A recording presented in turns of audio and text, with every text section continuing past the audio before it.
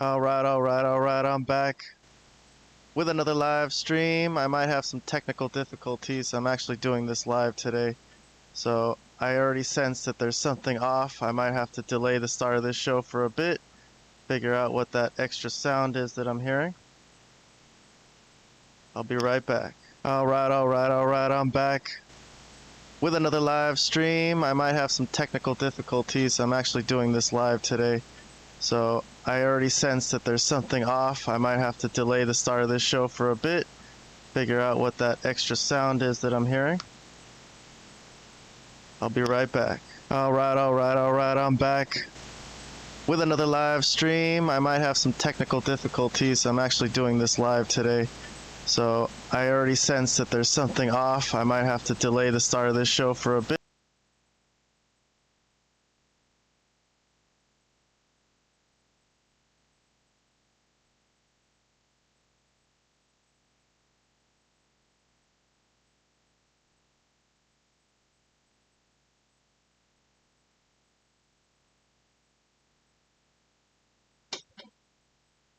All right. Let's see. Simple.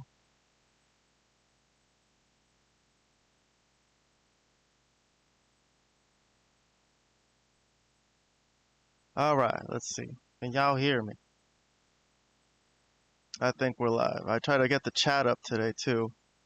Let's see if that'll work. So if anybody wants to throw chats in there, I might be able to get it up on the screen today. There it is. Alright, I'm a little behind on the wrestling. So I'm doing this live. I've decided, it doesn't really matter if I pre-record it or not. I might fuck up a few times, but who cares, This is utterly free content for you guys. You guys aren't paying a penny for this. I'm not asking for a penny, even. All I'm asking is you guys subscribe. You know what I mean? It just boosts my ego when people subscribe to this YouTube channel.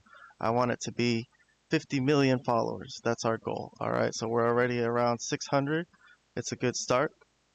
But we got to get to Smackdown and Raw, okay? So Smackdown's coming up later today. I got to get to the last Smackdown before we get to this Smackdown, or we'll be way too far behind. So, alright, we're in Ireland.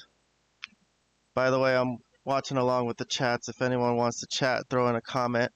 I'll try to throw you in since I'm actually live today. I'll try to read your comments on this storied YouTube live stream.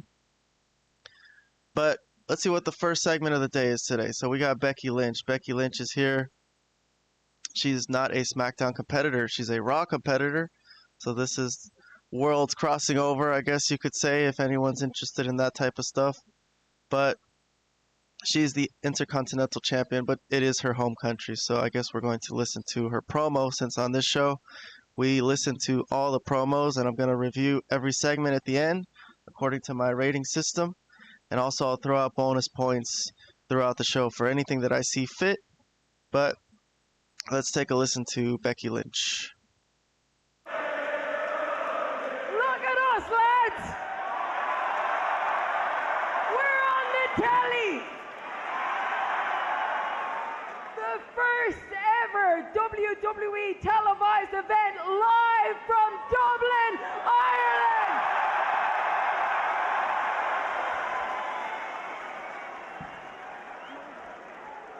Man.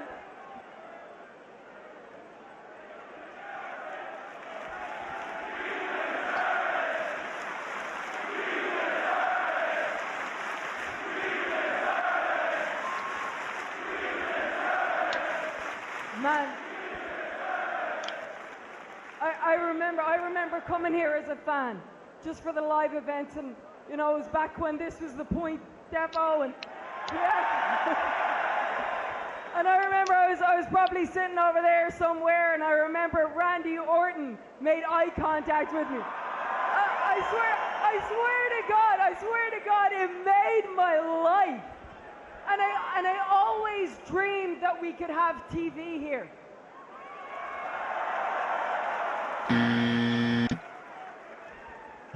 And now that it's happening, I'm already bored starting this show, so I've already taken a point off. finally get to say, you don't deserve it.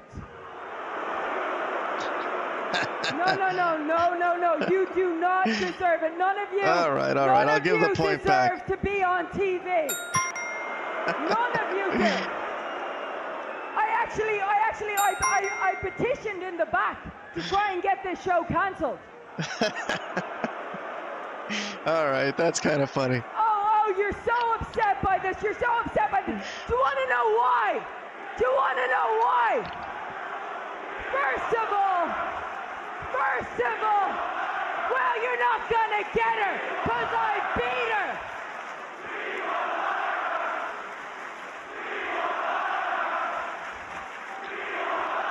She doesn't get a shot at my title ever again, so don't waste your breath, all right? And none of you have a face for TV.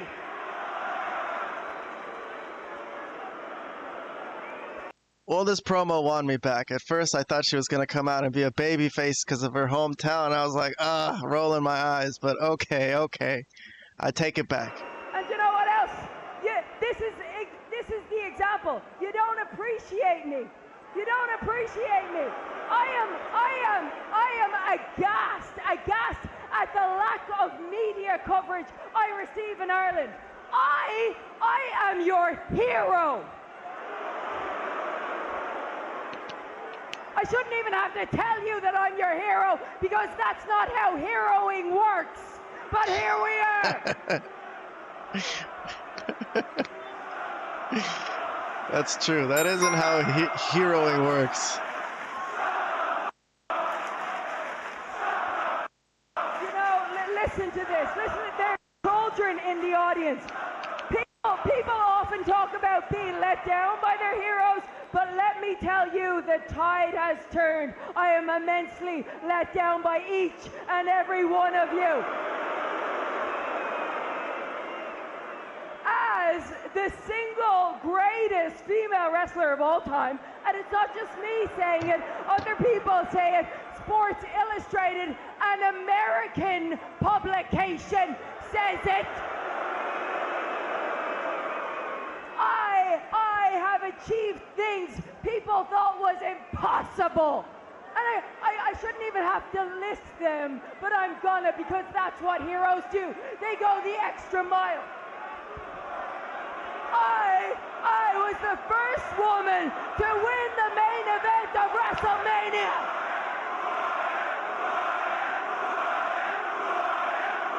Who am I? I am a New York Times best-selling author. Did James Joyce or Oscar Wilde have a New York Times bestseller? No, they didn't. Losers.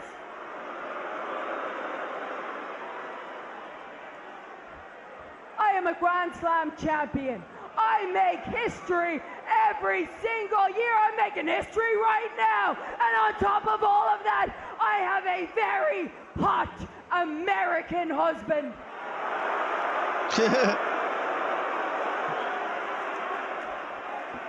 All of that, any of that, should have gotten me a parade. You should give me a parade. Or a mural or a statue on Grafton Street would be my preference.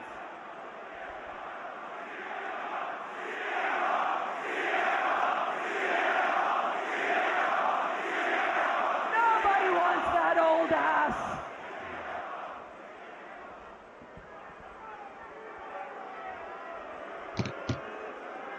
But no, instead I have to come home, get off of my first-class jet, walk through the airport, and I don't see my groundbreaking face anywhere. No, there's rugby players I've never heard of. I only assume nobody else has. The media will write opinion pieces about Katie Taylor. All right, fine, she's a good boxer, but can't she cut a promo? Barry Keoghan will play the same oddball character and everybody loses their mind. Bono Bono's pretentious. He's pretentious, and he should take his sunglasses off while he's inside. Only wrestlers get to do that. Furthermore. All right. Finally, somebody's music hits. I'm gonna give her promo a thumbs up. I actually liked it. I was kind of skeptical that it would entertain me because it was just a hometown thing, but I think her going after her hometown made this. At least it wasn't some hometown man coming out and kissing ass. So here comes Tiffany Stratton. So enter Tiffany. So I'm going to continue on with this promo. It's going to be a promo battle now, it seems, as Tiffany Stratton enters the fray, the WWE champion. Disgust me. Becky, disgust me, she said. What I don't understand is how you could be so ungrateful to Dublin, Ireland! And not only that, but you're on the wrong show, sweetie. And you know, I've actually come to enjoy my time here in Dublin, Ireland, because I believe everybody here knows exactly what time it is. So, Rebecca, you can leave.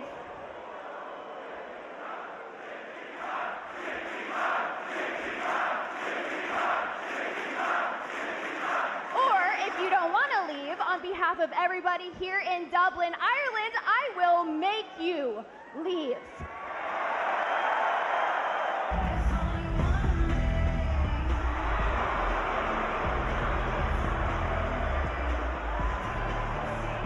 All right, well, I guess I'll throw in a half point for Tiffany Stratton protecting her yard.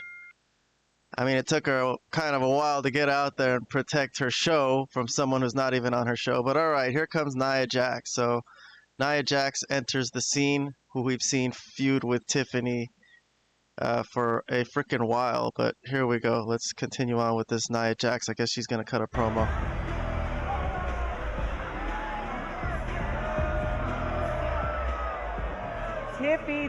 Tiffy. Why are you concerning yourself with Becky?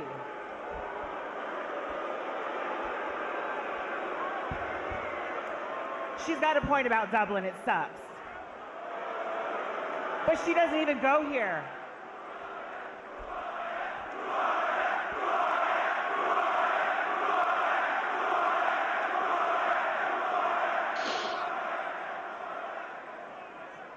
You got way more bigger problems than that.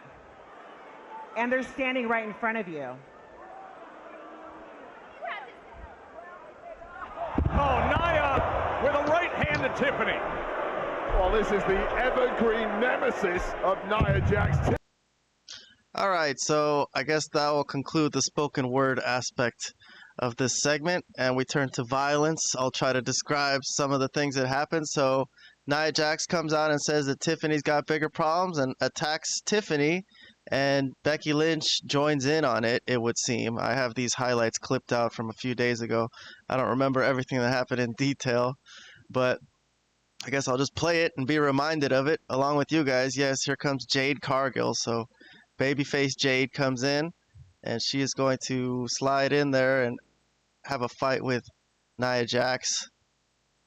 I can't play more than 5 seconds of these clips or it'll get clipped by copyright. So that's my trick, I guess, to reviewing these shows and at least giving a summary of what happened, of what I'm reviewing exactly. But yeah, Nia gets kicked out of the ring by Jade. Becky is behind her, but Jade realizes it. As Nia gets on the apron, Tiffany attacks her and Becky backs off. So we got Nick Aldis, though. Nick Aldis is coming in to cut a promo here. So I guess I'll play Nick Aldis.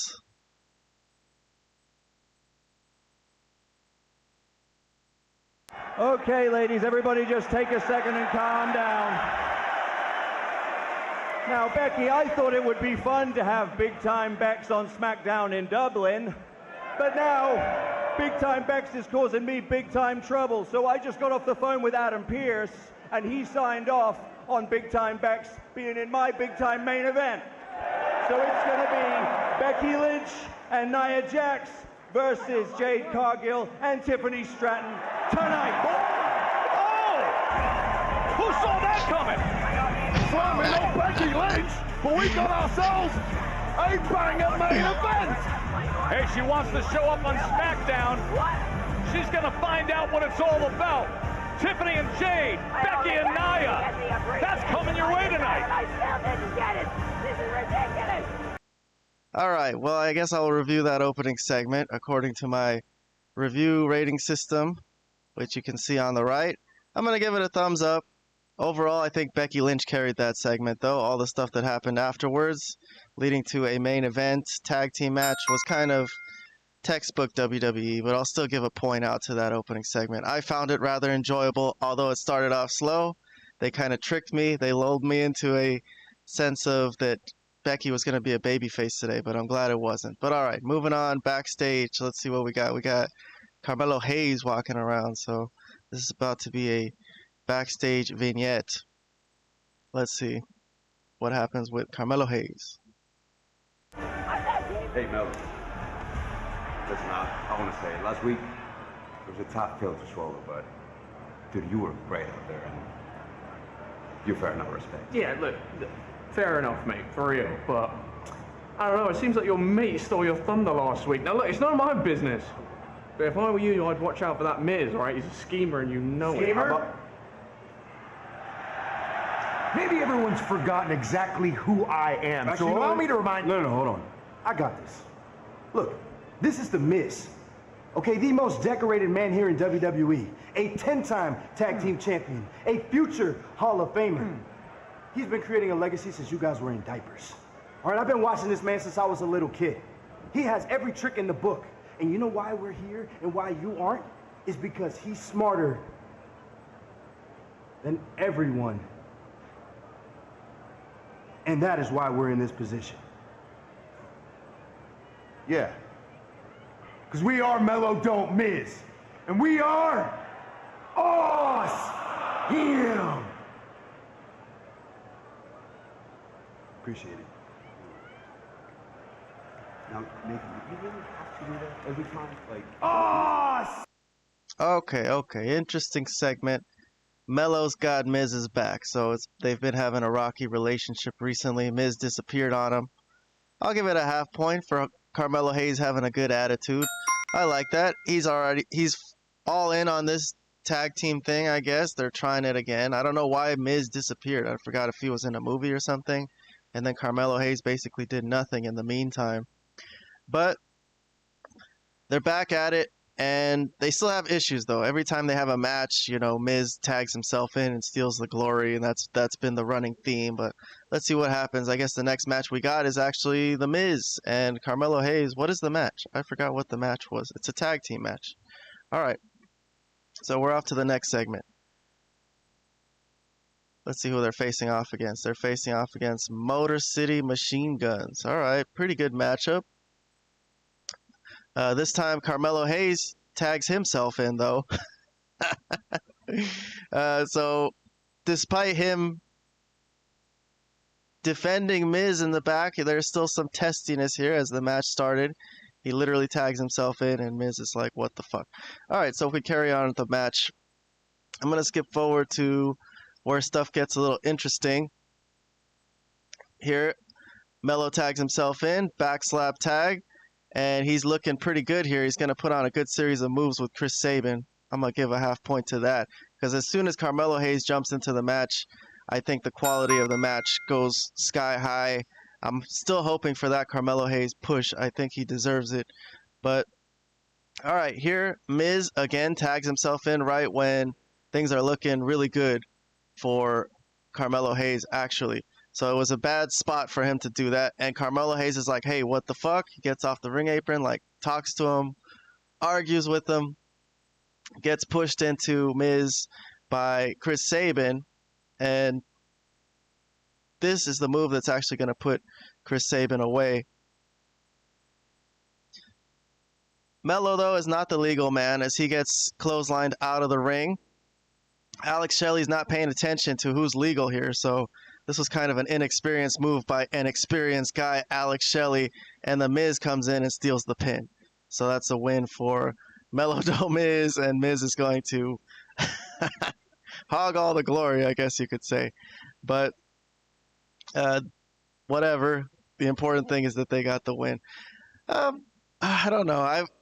I've been torn about Carmelo Hayes being in this tag team. I think he should be more in the U.S. title picture. But regardless, still, I'm going to say this segment is interesting to me, and I'll give it a half a point. But all right, I'm moving on. Let's see what we got next. Looks like a backstage interview with Jimmy Uso.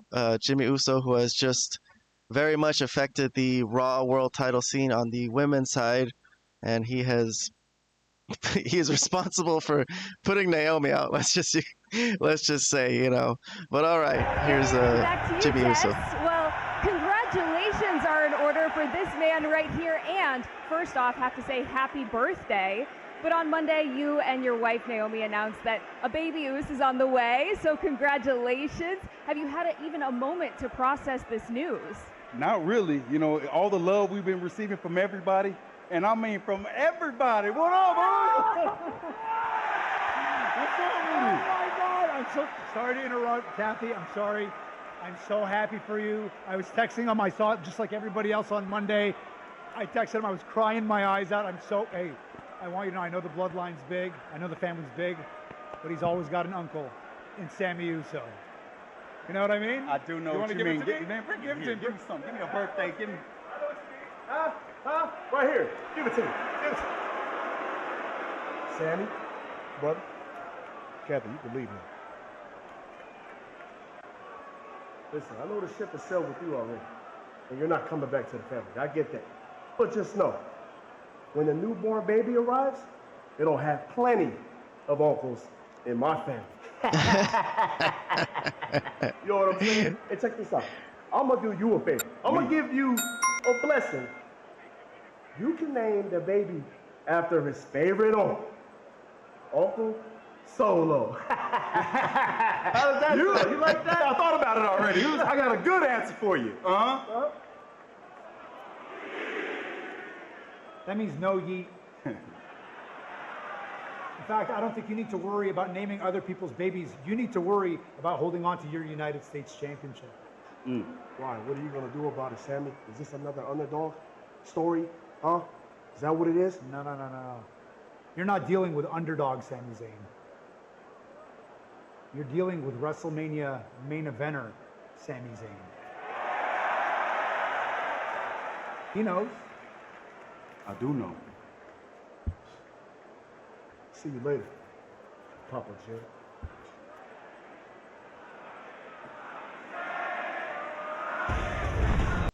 All right, I'll give that little backstage segment a full point. I'll give it a thumbs up. I liked it. I think Solo coming in there, I think it was, I kind of expected it at that point because he is part of the family, so that's funny. Already recruiting a new family member into his MFTs. But all right, I'm going to move on. I think I got, let's see what we got. It's a match. It's Piper Niven of Chelsea Green's administration, and she's facing off against Charlotte Flair. They've been feuding, Charlotte and Alexa against Chelsea Green's stable. I don't know where Alexa is this day. I didn't really pay attention that closely maybe, but they do show a replay of Charlotte helped Alexa beat Piper Niven last week, so they got over on them, and Chelsea stable did beat their ass though after the match, but Alexa's out today, so it's just Charlotte by herself. All right, let me try to play some highlights from this and see the booking, interference spots, and all that. Here's an interference spot. It's Chelsea Green. She got involved in this. A little bit of a distraction, gave Piper an advantage early on. So there's an interference spot. I do think interference spots are always significant in wrestling, so I always show them, whether they actually have an effect on the match or not. Here's Alba Fire driving Charlotte into the steel ring post. This is a false finish spot. It's a moonsault. I'll give Charlotte Flair a moonsault, but Piper did kick out of this one. So They gave something to Piper here, made her look a little strong. Here's some more interference. Chelsea Green and Alba Fire again from the other side. So she's distracting the ref from the submission hold. And Chelsea Green enters from the other side and rakes the eyes. Goddamn. Blatant interference here. Blatant interference. But there's the finisher from Piper Niven. And she wins the match. Wow. Big win for Piper Niven over Charlotte Flair. I guess you can always say that she had a win over Charlotte Flair in her life. But I'm kind of surprised at that. I'll give it a half point. Despite all the interference, I'm kind of happy for Piper to get something there. Kind of cool. But all right, I'm moving on. Nothing happens after the match, it would seem, huh? All right, so backstage. I'm going to skip to a backstage segment. This is Julia. She's with her new manager, Kiana James. So Kiana James has been trying to recruit certain people into the stable. What's her name? Wants to be in the stable. Michin, but they don't really have an interest in Michin. But let's see what happens backstage here. But in regards to business, I have several negotiations in motion. One in particular is a done deal, just waiting for my signature. Julia, just the girl I was looking for. In case your secretary didn't let you know, I wanted to tell you to your face that I would like an appointment with the champ. Hello? Yeah, over here. I thought I made it crystal clear that any and all business inquiries for Julia, they go through me. Yeah, except I'm just sick and tired of all the missed calls and the missed appointments, so I'm going directly to the champ. Like I said, if you want to get to Julia, you'll have to go through me first. You think I'm going to be mad at getting 2 matches instead of 1? All right, bet, because once I run through you, I'm going straight to Julia, where she's going to have to defend that title against moi. I'm not worried.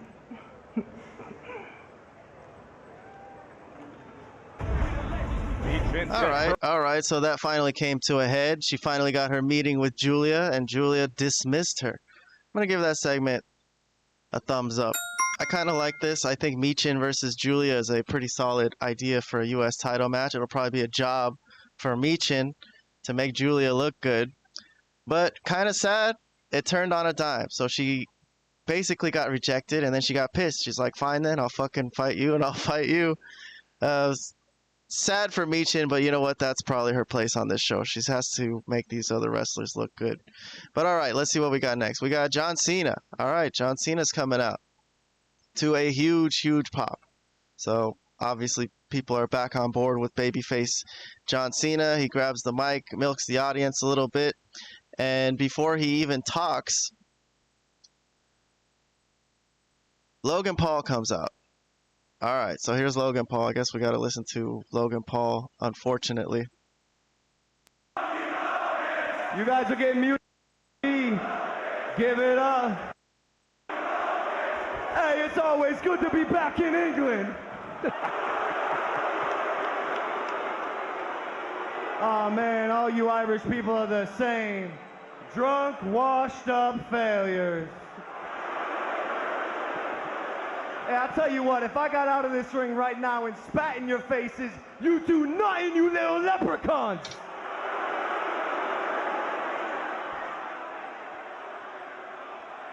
John Cena.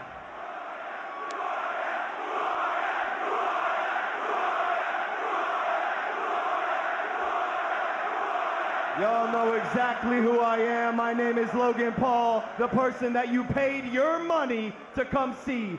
So shut up! John Cena, I'm gonna keep it real with you, which I know is a little unusual because you're a professional pretender. And at this point, an actor who knows how to wrestle.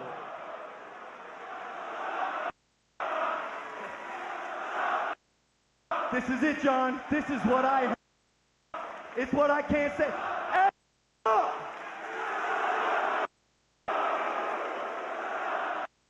They're bleeping you from TV. No one can hear you, which means no one can hear me. John, I can't stand this, the disrespect towards me. These people at home, the Twitter warriors, they're gonna go online and call me an outsider. How?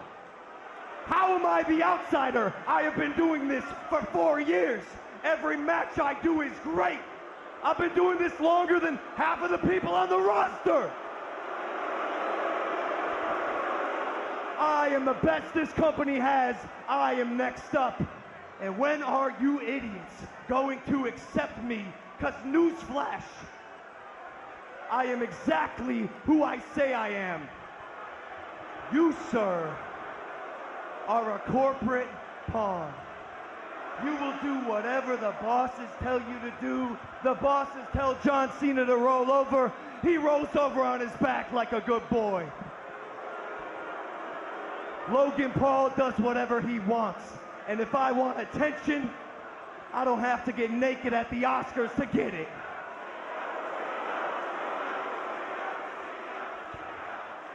John Cena, you said it yourself. I am a moment maker. I am an eyeball magnet. Shut up!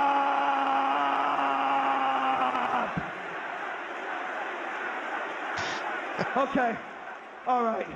Y'all got a collective 3 brain cells. This is perfect. Let's play a game. Because you're right about one thing. One of us is the imposter.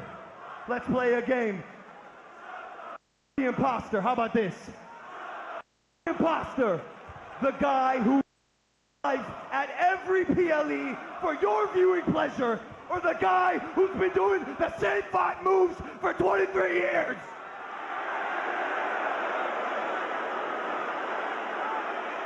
Who is the imposter? The guy that leaves this ring to go to pretend to be someone else, or the guy who stays here to be himself? These are facts. And the fact is, I am Logan Paul, and I am here to stay. And John Cena, I cannot wait to share the ring with you in Paris. But I'm not signing a cohabitation agreement, buddy. This is my house now, John!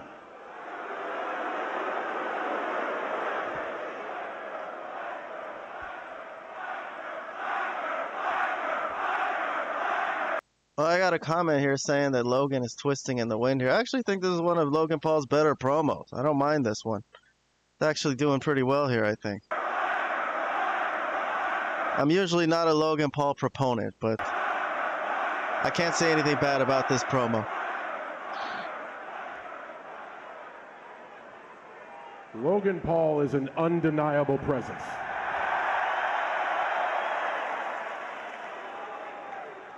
Logan Paul is a tremendous athlete. Logan Paul is a future WWE champion. Oh, God. Logan Paul is a future WrestleMania main event. These are things I believe to be true. And boy, they make me upset. And they make you upset too, don't they? Yeah, and I can tell why you're upset. For years, you have been calling him everything, but you've stuck on this one term for Logan Paul.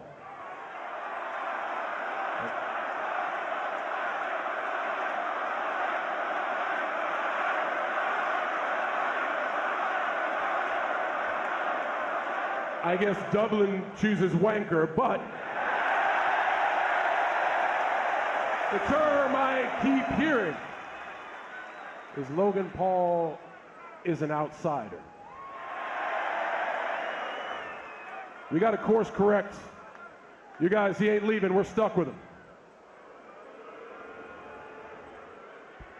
Logan Paul is not an outsider. Logan Paul's a disappointment. You're a disappointment because we were so excited when you came here, man. I sat and talked to you for hours on your podcast. As a family, we opened our arms to you, and instead of respecting this house, what the hell do?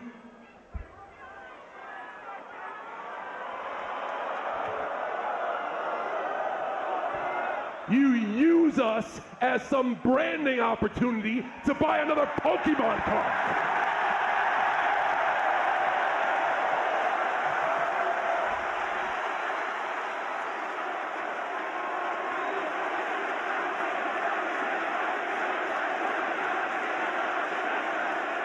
And on top of that, you got the audacity to come out here and bully my family, step into our home, and then brag to me that you put your life on the line for a grand total of 23 matches? Wow. Wow, 23. That's an amazing number. Because I have given my heart and soul to this business for 23 years. You understand?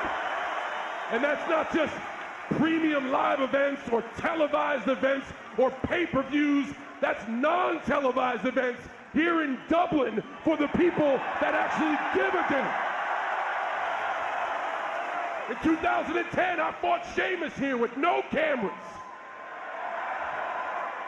You were making Vine videos with your brother.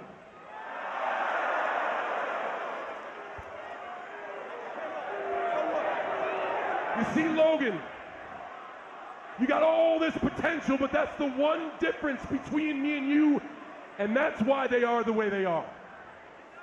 Every single time I step in this ring, whether I got 100 moves, 5 moves, or 1 move,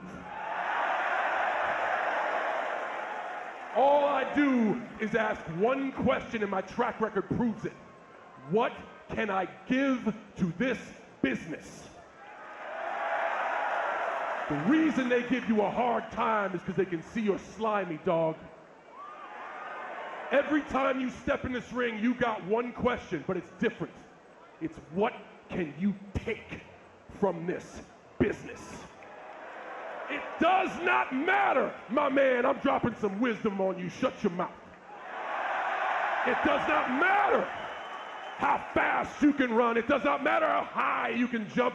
It does not matter how many viral videos you create. These people can see through BS, man, and they know you're here for the wrong reasons. I'm gonna flip the script. Logan Paul is not an outsider. Logan Paul is a parasite. Yeah, that tracks. That tracks. That sounds really good. Logan Paul is a parasite.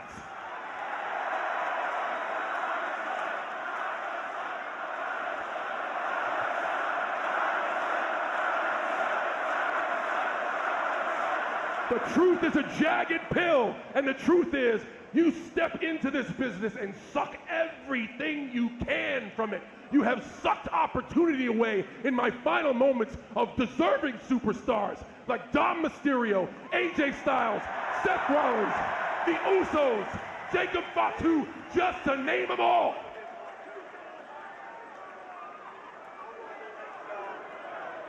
I am unbelievable.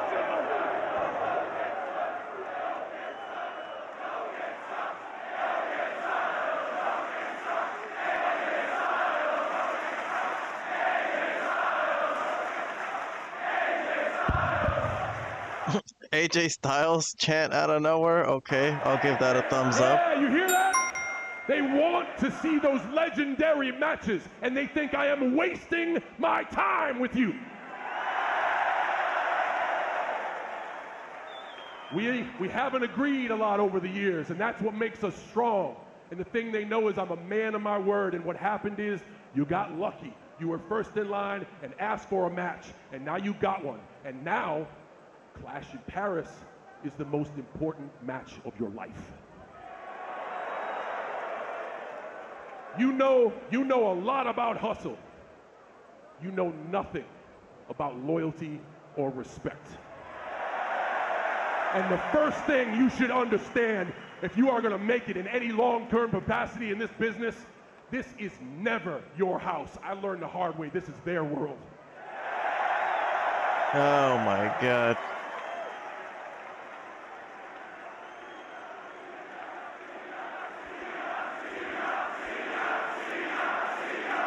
The old Cena is back.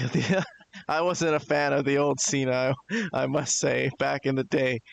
But here he is lecturing Logan Paul after he was just the worst dirtbag in the world for like 6 months. And as far as a cohabitation agreement, I read the news, homie. You got plenty of legal trouble. The only agreement we have is you better bring your A game to Paris. You understand? Because your opponent is the greatest of all time. And if you think for 1 second, in my final moments here, I'm just gonna let you waltz into Paris with your drone behind you, just some backflipping YouTuber selling salt water, you in for a long night. A Clash in Paris, you will either understand what it means to give up yourself to this business I love, or I'm gonna beat the ever-loving shite out of you.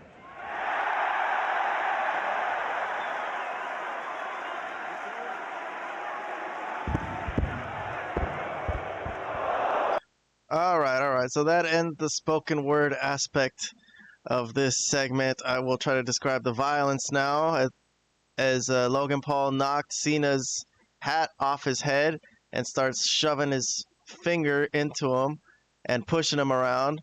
And basically, I think this is going to lead to an AA.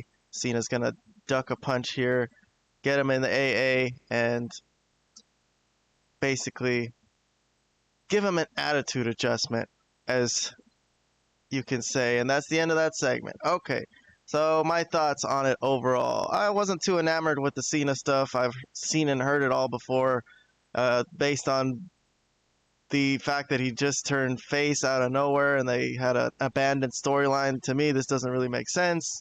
So I won't really say I like it. I'll give it an indifferent. I'll actually give a half point to Logan Paul's promo. I thought his was kind of more interesting and better than Cena's in a way, because, you know, he was actually serious about it today. So to me, that was one of the better Logan Paul promos that I've seen. It wasn't so bad. Overall, for the segment, what happened? They had a promo battle and Cena gave him an AA. Not too much there. I'll give it a half point for the segment overall. But all right, let's move on. I think we got something backstage going on. Jade Cargill is stretching. So let me get this clip set up for you guys, and I'll hit play on that. I don't know what's going to happen. Probably something's going to happen. She's teaming up with Tiffany tonight, so maybe they're going to set that up somehow. Jade, I didn't need your help today. I could have beaten Becky on my own, and I've already beaten Nia, so... Girl, like you said, I need you at 100%.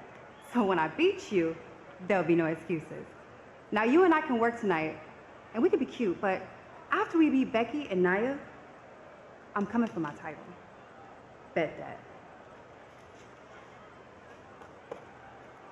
Okay, interesting. I will give it a half point. Again, I've already talked about this. Jade losing that match clean to Tiffany last time was kind of an indication to some people that maybe Jade's push was over and they're deciding she's not going to be champion. But, you know, they're pushing it still that she wants a rematch and wants a shot at that title again. And I guess that might happen. So in that case, I don't mind this, and I think it's headed in the right direction. I still think Jade should be a champion for them. If you want to criticize her work, I don't know, but I think she's enough of an attraction that she deserves a title run at some point. But we got a Street Profits match coming up. Let's see, here are the Street Profits. They're fighting against MFT guys, JC Mateo and Tongaloa. But before that, I will get to backstage segment. Before the match, while everyone's coming to the ring, something's going on backstage. Logan Paul, he's walking backstage. He's going to bump into Drew McIntyre.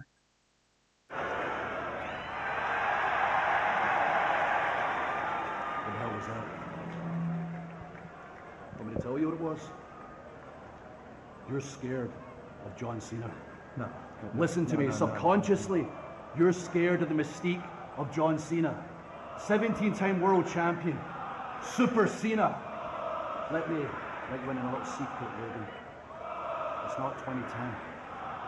That's not Super Cena. Don't get me wrong, he's still John Cena. But you're Logan Paul. You're in your prime. And you gotta make this right tonight. Think about what I did to Cody. He embarrassed you. You're gonna make this right tonight, whatever it takes. Got it? Yes, sir.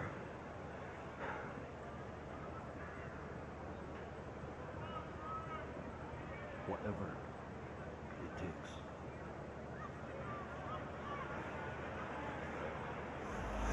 Very direct. All right, so Drew McIntyre, the respected veteran, giving Logan Paul the motivational speech backstage. I don't know. I didn't really feel anything from that segment. Really, I think Drew McIntyre is really cool. I agree with the commenter here. Drew McIntyre for WWE champion. Yes, he's as good as anyone, but I'm moving on from that segment. All right, back to the match. Back to the match. We got tag team division stuff. The Street Profits are taking on MFT. So Solo's family tree is the MFTs, I guess. Whatever. Worst name ever. But all right, let's get to some highlights in this match. We got interference, I think. Solo, yeah, is gonna take a shot at Montez Ford there. More interference later on. Solo again sticking his head in, distracting the ref as Tala Tonga takes a shot at Montez Ford. But to Tala Tonga's frustration, that does not end the match. And he tries again, but enter Jimmy Uso. So Jimmy Uso with the steel chair is going to nail Tala Tonga and get him out of this match. I think actually he no-sold the chair shot and took Jimmy out. So they fight off. Tala Tonga and Jimmy Uso fight off. So yes, Jimmy Uso does nullify Tala Tonga. So enter Sami Zayn now. So Sami Zayn grabs Solo at the announce desk and gives him a haluva kick. The ref is not noticing any of this, I guess. So Sami Zayn runs off. Well, Solo's not even in the match, so I guess it doesn't matter. But this is a big distraction for JC and Tongaloa. There you go. Over the top rope dive from Montez Ford. Got to throw a half point in our review for that. Nice over the top rope dive. Came out of nowhere to me. All right, the finish. The finish is a frog splash from Montez Ford onto Jeff Cobb, JC Mateo. And it's a win for the Street Profits. And Sami Zayn is happy to cost Solo Sikoa as he's in a feud for that United States title. At this point, taking a break from his world title ambitions. And the Street Profits win the match. All right. The match itself. We'll give it any points? I'll give it a half point. Why not? I kind of liked it. It's a lot of stuff there going on with Solo's crew, Jimmy Uso, Sami Zayn. Next up, though, I'm going to review a pre-match segment from Aleister Black. So something's going to happen prior to his match with, I think it's supposed to be R-Truth. So R-Truth is going to actually come on the big screen here and make an announcement. So R-Truth is not there, apparently. Let's see what he has to say. Dublin, Ireland, what's up? I'm gonna tell y'all what's up. I got some good news and I got some bad news. Bad news is I'm not gonna be able to make it tonight. I know, I'm sorry. My bad. I flew to Dublin, Georgia, and not Dublin, Ireland. I didn't even know there was two places with Dublin in it. So I just started Dublin. And I ended up on Dublin, Georgia. My bad, but I made a call to one of my good friends, Aleister Black, never friend. Say hello to my little friend. Oh, God! Oh!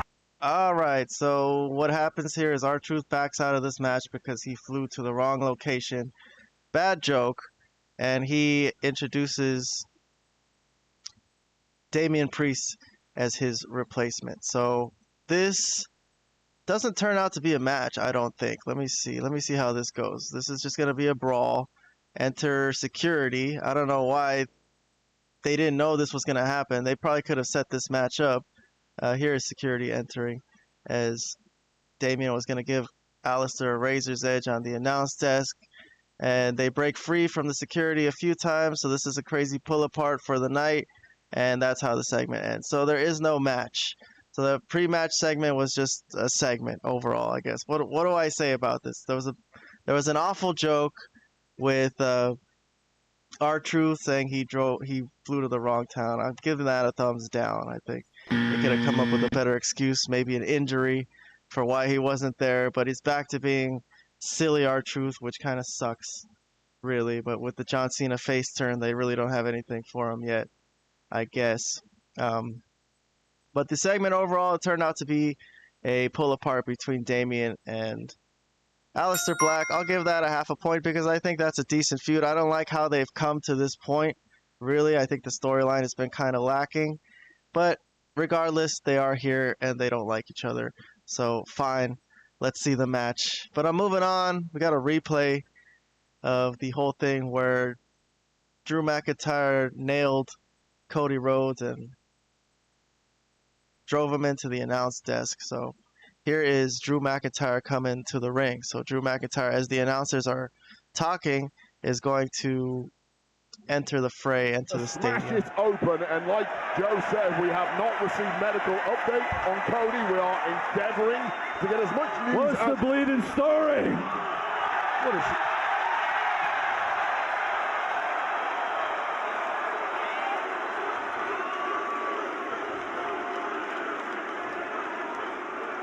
So, lads, do we have a medical update on Cody yet? We're efforting to give a medical update for Cody Rhodes. That's not. Yeah, that's not that.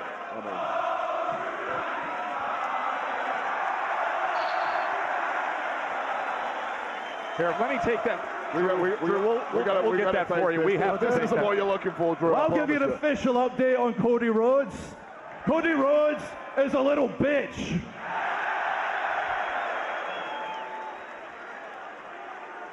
But Cody, I've done you a favor. I've given you a gift. I've given you more time with the thing you value more in this entire world, the WWE Championship. So hold it tight. Kick the wife out the bed and sleep with it. Take some selfies with it, because inevitably you're going to have to fight Drew McIntyre.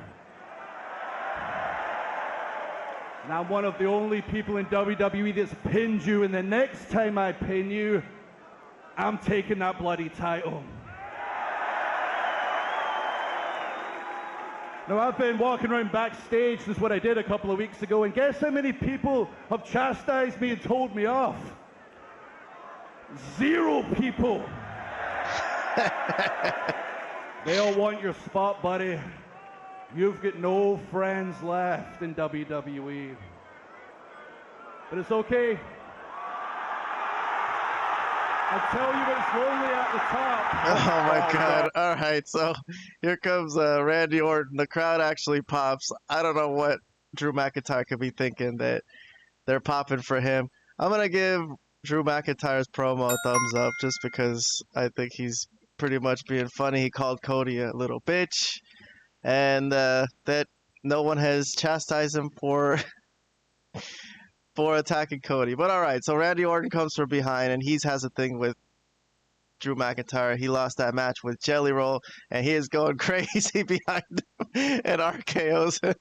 This was good, like classic vintage Randy Orton. First of all, it's an RKO out of nowhere. I didn't expect Randy Orton to come up. And the faces he's making here is just fucking awesome. This was a great Randy Orton spot. I'm going to say I love this. Fuck it.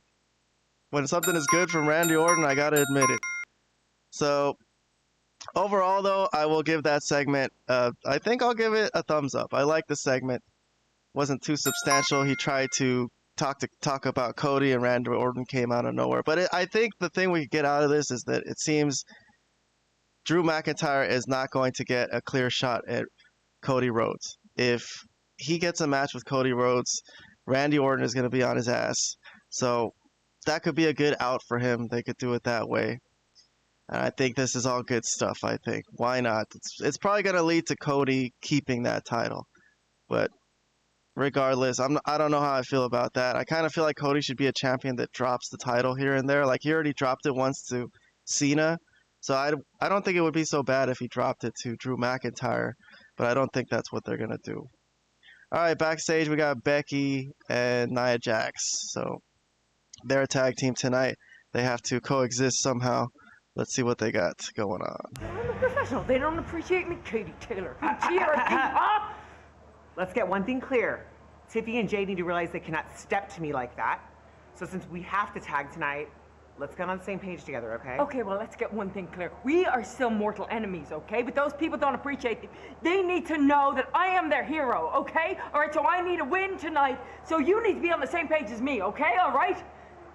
Sounds good. I'll see you out there. Yeah, you will. They'll see me out there. They'll see me out there. They'll see me win.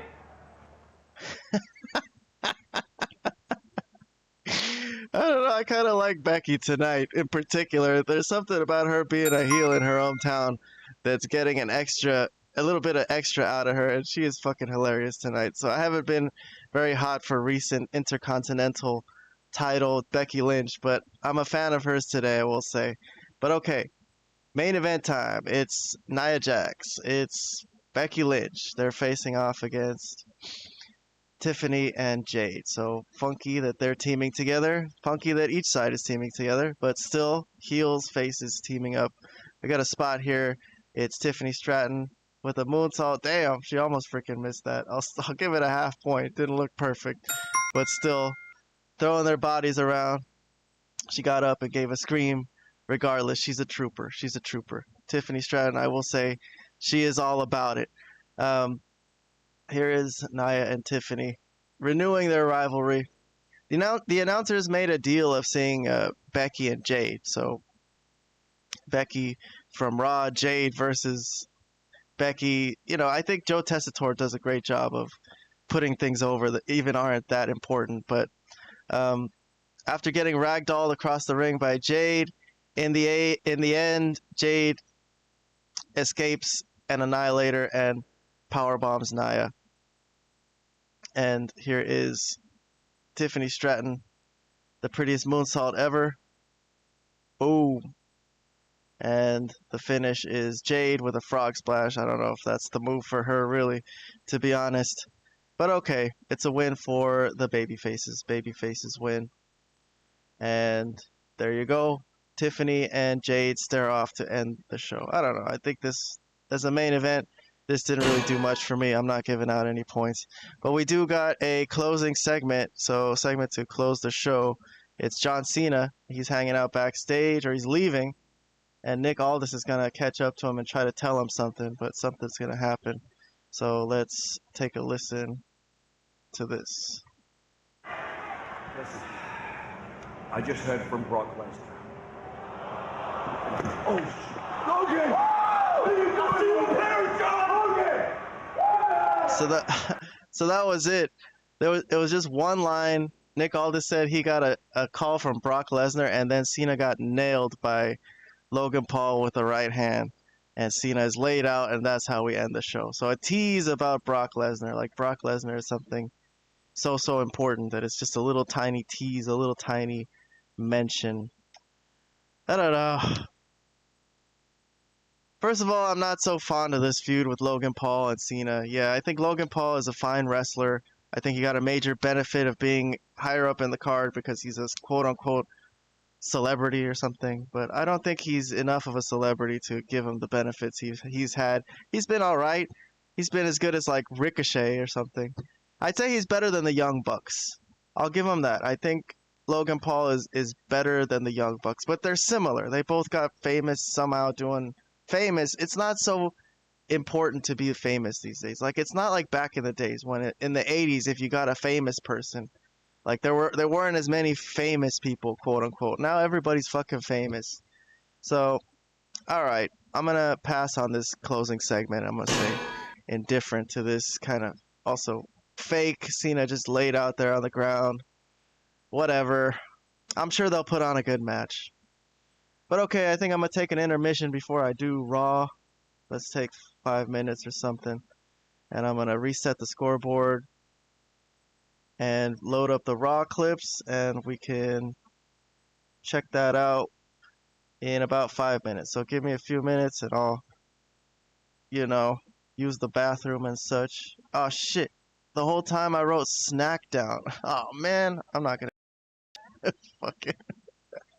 The whole time the title of the video said Snackdown, and nobody corrected me. Nobody in the comments corrected me. Fuck.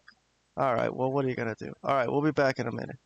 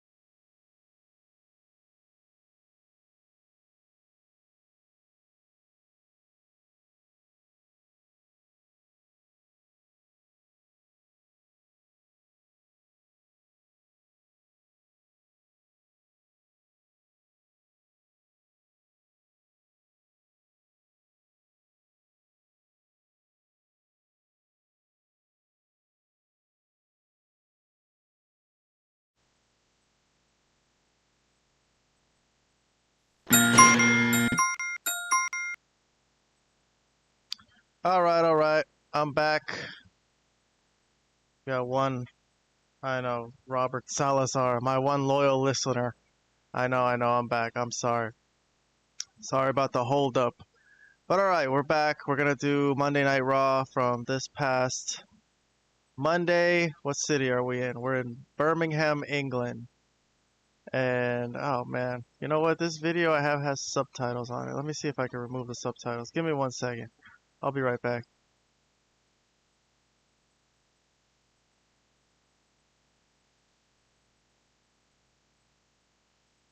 All right.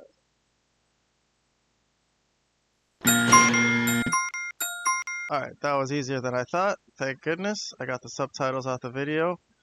But yeah, we're in Birmingham, England for this Monday Night Raw. They're on this European tour, so I'm gonna be doing this review live today. Sometimes I record it and play it later, but I gotta leave today. I can't live stream. I can't use my computer to live stream, so I said fuck it, let's just do it live. If I make mistakes, it's all good, you know. I might trip up if I have technical difficulties on the computer. I have this screen ready to go, and you know, I have a dog too, so she might go crazy or something, and I'd have to, you know, take care of her or whatever I have to do, tell her everything's gonna be okay and stuff like this. But regardless, it's all good. You guys aren't paying for this anyways. It's free content, so how much can you really complain? So here we go. Hold on 1 second. Let me get my dog, put her on my lap because she's already screaming at me over here.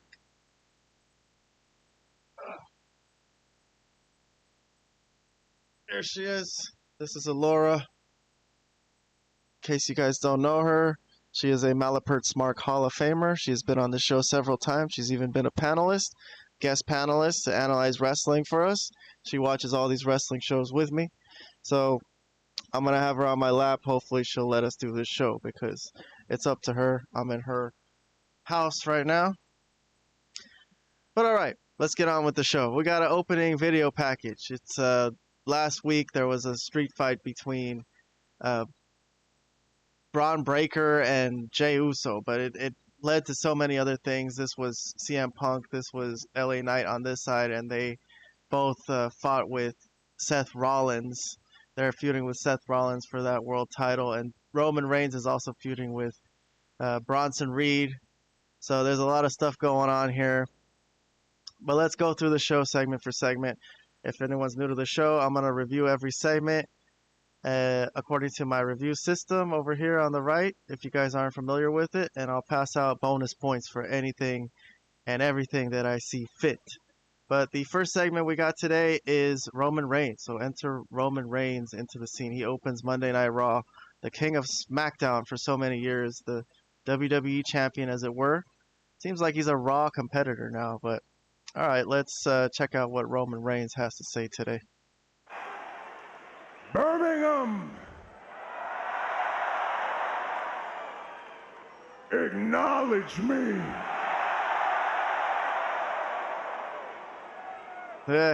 Well, okay.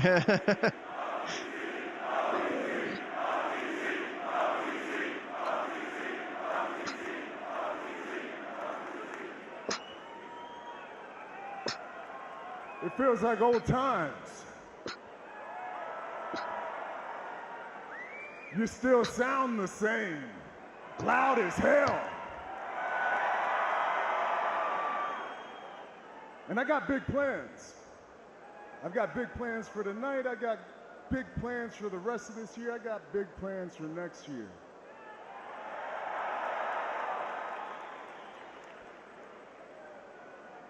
But if I'm being real out here, I've got to be honest to myself.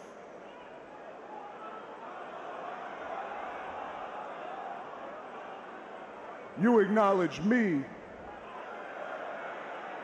but there's something that I must acknowledge myself in order to move forward. You see, it feels like old times. You sound like old times, but it's not old times anymore. I'm not the same guy as I used to be.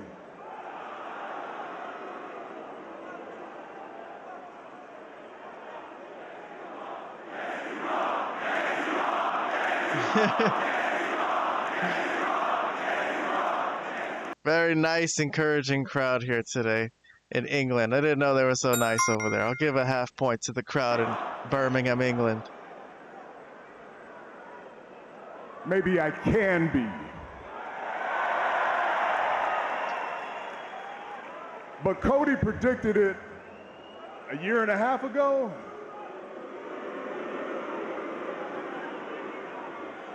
Interesting. And then Seth and the what do we call what's their name? The Vision. I completely get that and understand that one. Yeah. They followed through on the things Cody said. They took everything from me.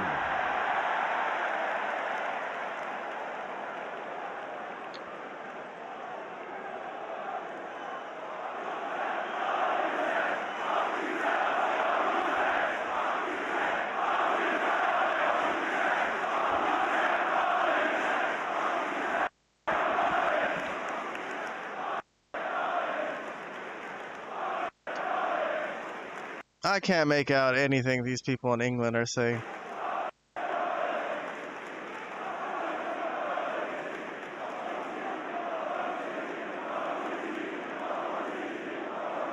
That's how I felt for a long time.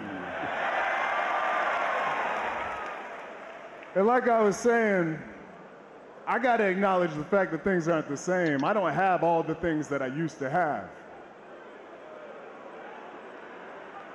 I don't have a bloodline.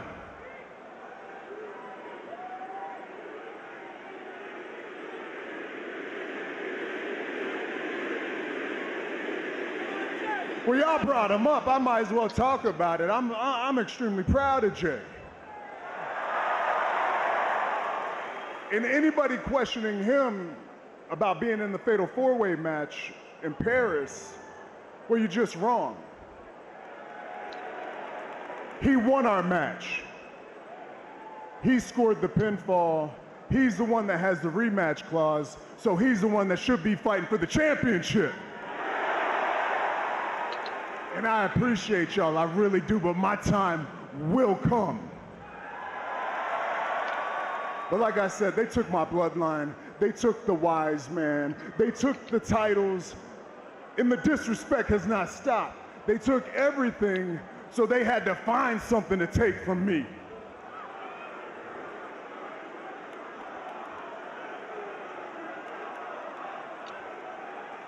Which brings me to Bronson Reed. I feel the same.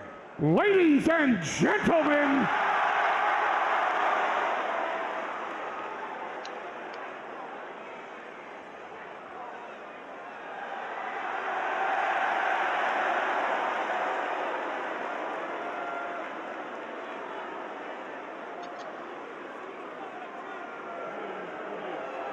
ladies and gentlemen, my name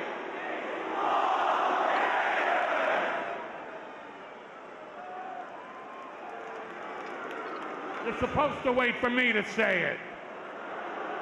So I'm gonna start all over again.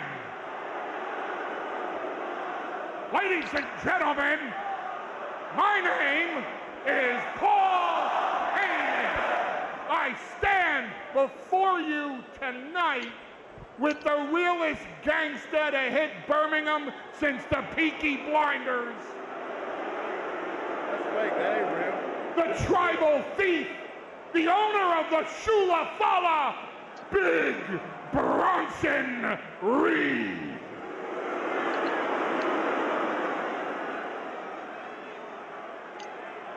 We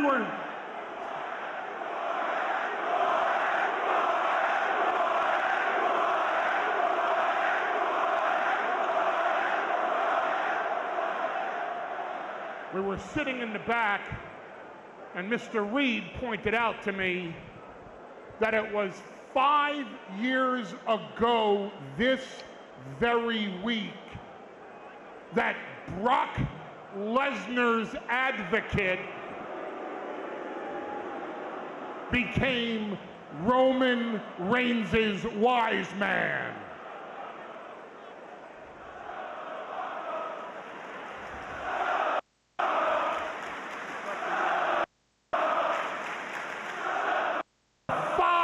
Years, this duo created a bloodline. For 5 years, this duo owned everything that there was to own in WWE and changed this entire industry together.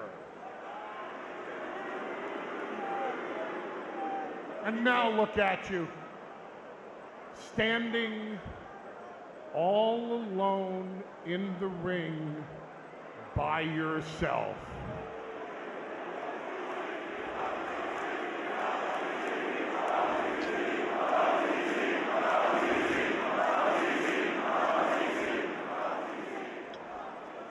I miss you, my tribal chief. I loved you 5 years ago, and I love you now.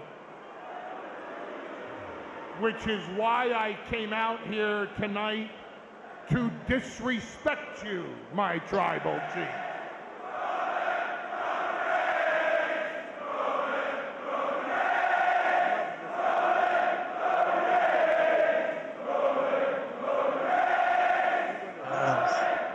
This crowd is kind of annoying today. I gave them a half point in the beginning, but I'm taking a point off for them, man. They're being annoying, dude. No one to shut the fuck up. Bronson Reed! Bronson Reed! Let's do it in 3, 2, 1!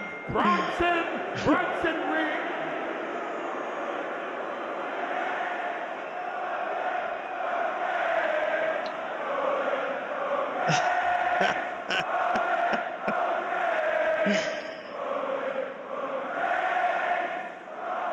Well, Paul Heyman turned that around very nicely. I was going to say he's going to talk shit to them and tell them to stop doing that, but he actually turned that around very, very masterfully.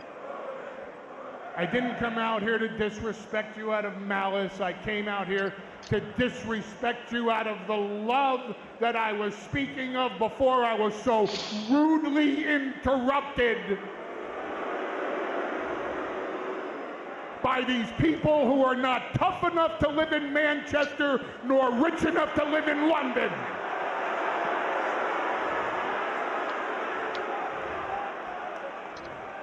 What you need is the tough love that I used to offer you. What you need is the tough love that a wise man, an oracle, can give to his tribal chief. That's what you need, that tough love. Now, I don't want you to think that at Clash in Paris, I'm man enough to deliver that tough love to you. I'm not man enough to beat that tough love into you, Roman Reigns.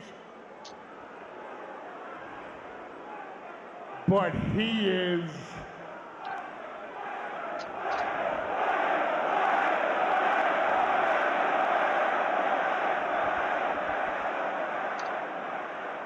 Hey, dumbass. On Sunday in Paris, you're gonna kiss my ass because I'm gonna whoop his ass.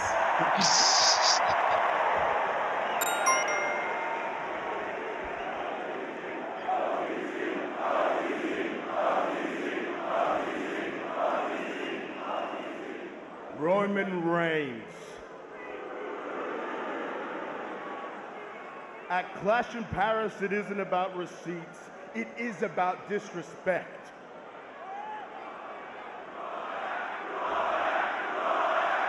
Who am I? I'm the guy that's gonna kick Roman Reigns' ass. How about that? I know you're an educated man, Roman, with a college degree and all, but it's time for you to get a history lesson. Your tribe from Samoa is civilized. My tribe isn't. We were exiled and sent to Australia. Your tattoos, all paid for. Mine, earned.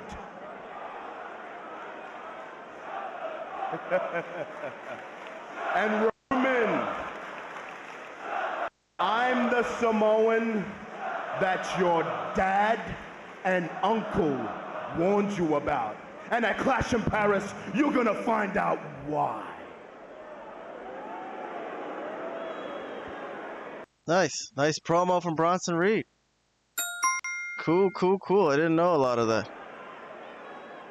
Hold up. This guy's Samoan? Why didn't anybody ever... That means your ass belongs to me. Hey, so maybe we should start this thing over, huh? How about I give you one more shot since we're cut from the same fabric, huh? How about you bring your big ol' ass down here and, return my shoes, apologize to my people for wasting our time, acknowledge me, and don't ever send disrespect my way again. What do you say there, huh? Come on down here and fix this problem.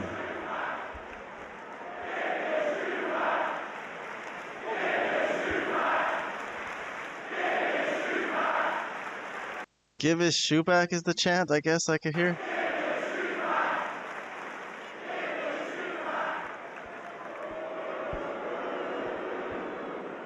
Roman, you don't want me to come down there. Because if I come down there, I am going to force you to acknowledge your tribal thief.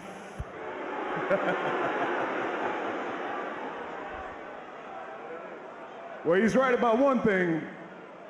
He ain't gonna have to come up here because I'm going down there. Oh, why wait the press? All right. Here we go. Okay. So that ends the spoken word portion of this segment. So I'm gonna try to describe the violence for you guys. The audio stuff we could listen to was kind of nice, but these are like little 4-second clips of the brawl they have. Turns into some kind of pull apart. There's Roman getting flung into the steel post. There they are, just brawling in the middle of the ring. And there is security. So yes, it becomes a pull apart, security pull apart. Here's Bronson taking out some of the security and breaks away from them and actually freaking squishes all the security. He wants to tsunami Roman here, but more security is going to come and prevent that. But Roman is fucked up looking, it seems. But he's still going to go around all the way around the ring and try to get a... That wasn't really a Superman punch, but a little dive on him. And then more pulling apart and such. Not a bad pull apart. Bronson Reed, the king of pull aparts, really. He's been in a bunch of them. But for this segment, overall, I'm going to say 2 thumbs up. Very long, but still, I really liked it. And I'm a big fan of Bronson Reed. I think some of Roman's stuff was pretty good. The early part where he was talking, I was like, let's see if this heats up. But I think it heated up well enough for me, so I'm going to give it 2 thumbs up. But all right, let's see. We got a backstage vignette with the Judgment Day, looks like. Let's see what's going on with them today. It's JD McDonough and Finn Balor are hanging out. They're... looks like hanging out with Dominic, but he's going to leave them, go behind their back and go do something. And they're going to notice it. So let's see if I could describe the scene for you. See, Dom?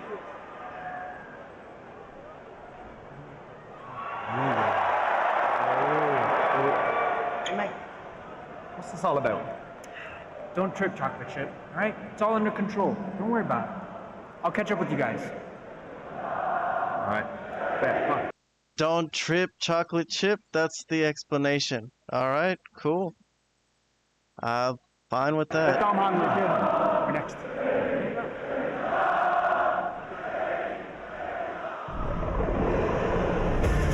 So JD and Finn are fine with that explanation. Don't trip, chocolate chip. So there you go. Dominic Mysterio's got something going on with what's his name? The Grande Americano guy. But, you know, I don't know what the fuck is going on with that because I actually took the time to watch AAA's Triple Mania or Triple Mania, whatever the fuck. And they couldn't even team up against Dragon Lee and El Hijo del Vikingo in that match. They fucked it up for each other. So I really don't know what the hell is the point of this Grande American stuff with Dominic at this point. He's trying to use him as a benefit, but it hasn't been a benefit, and I don't know. At this point, I'm gonna say I'm indifferent to this. I tried. Like I said, I actually even watched Triple Mania, but still, I'm not going to support this segment at all, really. Let's move on to the next segment. Let's see, I got Dragon Lee. Dragon Lee's coming out. I forgot who he has a match with. Oh, it's JD McDonough. That's why they were headed to the ring. Finn was headed to the ring with JD. But all right, let's see. They show a replay of last week. They've been dealing with Dragon Lee, the Judgment Day have. That's last week they beat him in a tag match with Mr. Iguana Man. And El Hijo del Vikingo is involved in this also. He's the AAA Mega Champion, and he came in to help them, the Iguana Man and Dragon Lee, but he ended up getting beat down himself. So that's the review they gave us of the week before. But all right, here comes JD McDonough, and this is the match with Dragon Lee. I'm going to show some interference spots. Here is Finn Balor as he was going to try to interfere, and the ref catches him red-handed and he gets ejected. So he's going to have to leave JD on his own for the rest of the match. Hard powerbomb for JD here. I will say I'm impressed by him and how he's recovered from that freaking injury he had. But I can't believe he's taking moves like that. But I'm going to give a half point to JD McDonough because I am just impressed by his rehabbing and everything he did to get back to the level he's at. He's literally back to the level he was. I can't believe that. But all right, later, enter AJ Styles. The camera didn't catch Dominic, so Dominic entered. We didn't really even see it. The commentators mentioned that Dom is here, I guess. So since Finn is gone, he came in to help. AJ Styles cuts him off and throws him over the guardrail. JD is distracted by all this. JD turns around, gets caught with a couple of moves, including the Operation Dragon, as they call it. And it's a win for Dragon Lee over JD McDonough. So I don't know, I think the Finn Balor ejection was a little too simple. They could have made that a little more, they could have spiced that up a little more. But overall, I'll still give this match a half a point. I'll say Dragon Lee versus JD McDonough was a pretty solid match. Okay, I'm moving on though. Backstage, I got a backstage interview with LA Knight. So LA Knight is backstage with Jackie Redmond. Let's hear what he has to say. LA Knight.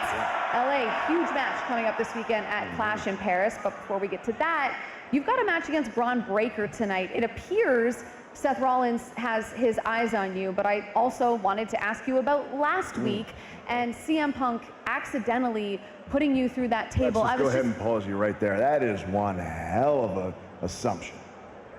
And I just want you to check that one at the door and let me talk to you, because here's the deal. When I think about what happened last week, I think about CM Punk, and was it an accident or was it on purpose? Because when I look at it, it looks like there was a chance for him to stop, maybe slow his momentum. Maybe he didn't have to crash all the way through and knock me through that table. Maybe that was the case, but let's give him the benefit of the doubt. Let's say it was an accident. What did he do after that? Kind of shrugged his shoulders, and then he kind of just turned away and went on his way. He didn't lift a finger to help me, did he? But now he wants to talk about, let's all work together for Seth. I agree with that sentiment, but you've made it a place where that can't happen now.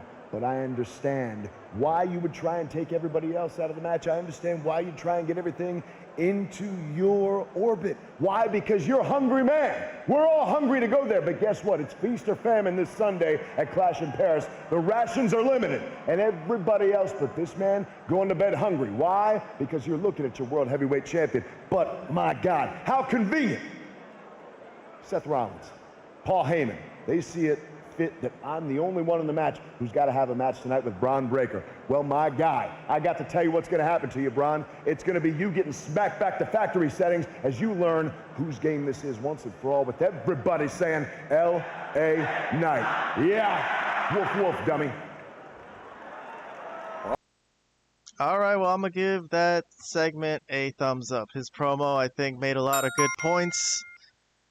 His thing with CM Punk, yeah, CM Punk is kind of gaslighting him into thinking that there's nothing really going on, but he has fucked LA Knight over on multiple occasions and seems to not care. Thinks that his situation is more important than LA Knight, although LA Knight deserves a title shot just as much as he has. All right, give me 1 second. Let me see how my dog is being restless as I'm doing this show live. Let me get her on my lap so I can be less distracted. Give me 1 second. We got Penta coming in. Penta has a match. Let's see who he's facing. Give me 1 second.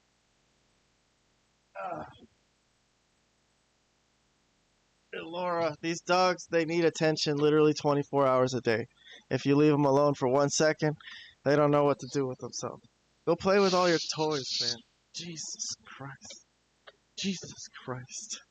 All right. Penta. Let's see who he's facing off against today. Oh my god, it's Kofi Kingston from The New Day. So The New Day have some crazy gimmick that ever since they lost the World Tag Team titles, they are depressed about it. The tag team division is dead, and they are mourning the death of the tag team division. So they're just like very dark and depressed, it would seem. What's his name?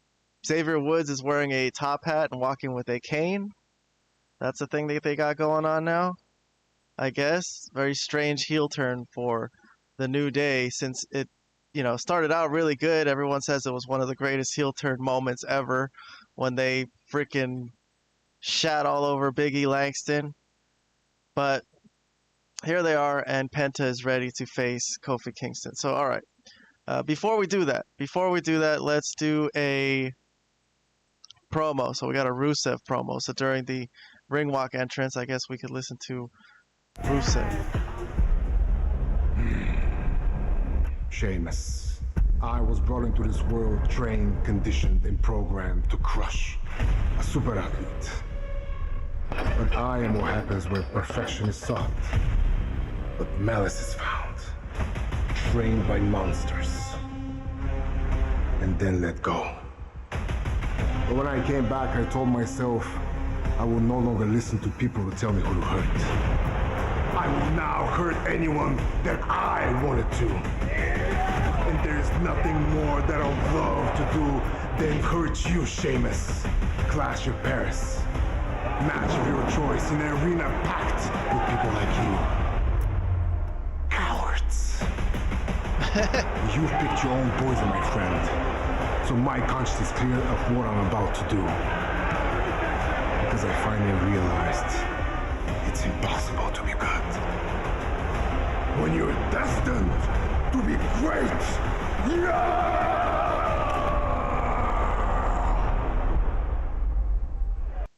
It's impossible to be good when you're destined to be great. All right, I'm going to give that promo a point. I'll give it a full point. I liked certain lines from it. The line about he'll beat him in an arena full of people just like him. Cowards. Funny. But I think we got another backstage thing while the New Day are still coming to the ring, I guess. It's the Judgment Day with Raquel and Roxanne here. So let's see what we got over here. You're on a hot streak. This is a big deal. Talk this because I can't fly. What happened, both of you? Dom, I thought you were supposed to have JD's back. What's going on? What's going on with your head? JD's back? What about me? You're the one that got yourself ejected. Guys, cálmense ya. We can't keep blaming each other like this. Liv wouldn't want this. You know what? You're right. Plus, you've known AJ the longest. Why don't you handle him tonight? Tonight? Yeah, tonight. You're the great Finn Balor. All right. I'll handle him tonight. I'll go talk to Pierce, all right? You want to come with you? No, you hang back here. I'll deal with this myself. All right. We cool? Because Okay. Chiquita, you don't need to worry about this. You gotta get your head in the game. Lock in. Tonight's a big night, all right? Keep warming up. This is serious. You gotta go after those tag titles. Roxanne's got. All right, so Roxanne's got a match with Rhea Ripley later on, so that's a big match. Raquel's trying to hype her up for that. Also, JD and Dominic and Finn fucked that matchup earlier, so JD was getting on Dominic's case, and Dominic was weirdly getting on JD's case. So JD said, fine, I'll take care of AJ Styles for you, which is a good matchup, one that we've seen before, but still always one that's nice to see. Finn Balor against AJ, so we got that coming later up. This segment, though, I don't know. I'll give it a half thumbs up. These little backstage segments with Judgment Day are hit or miss. Sometimes there's just too many things to talk about, too many topics. All right, but finally, back to the match. We got Penta, we got Kofi Kingston,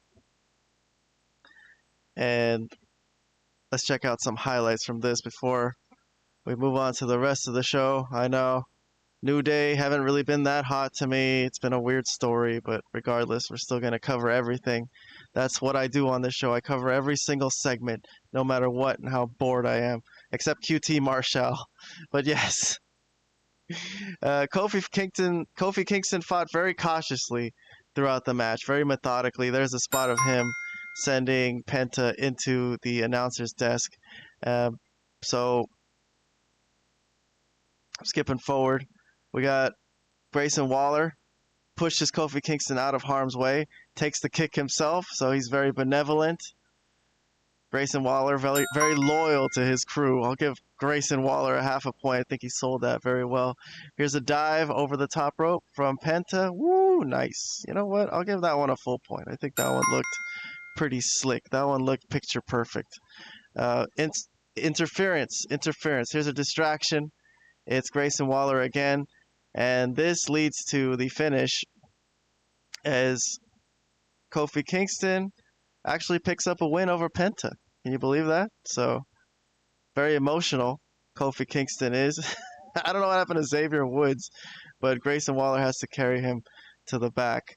Overall, I'll give that match a half a point. I think it did something for the New Day. I don't know what they're going for here, but at least they got a win. So, screw it.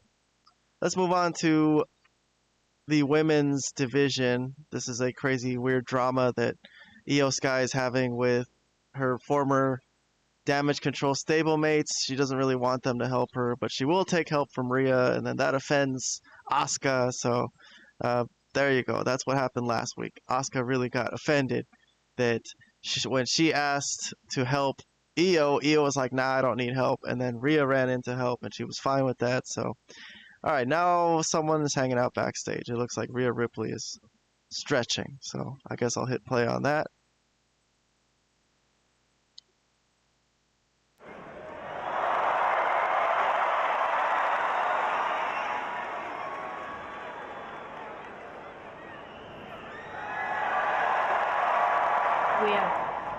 Thanks for having my back last week.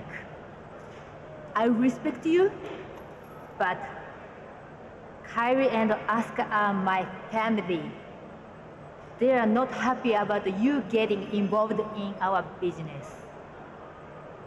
So, I think we need to keep our distance for a while.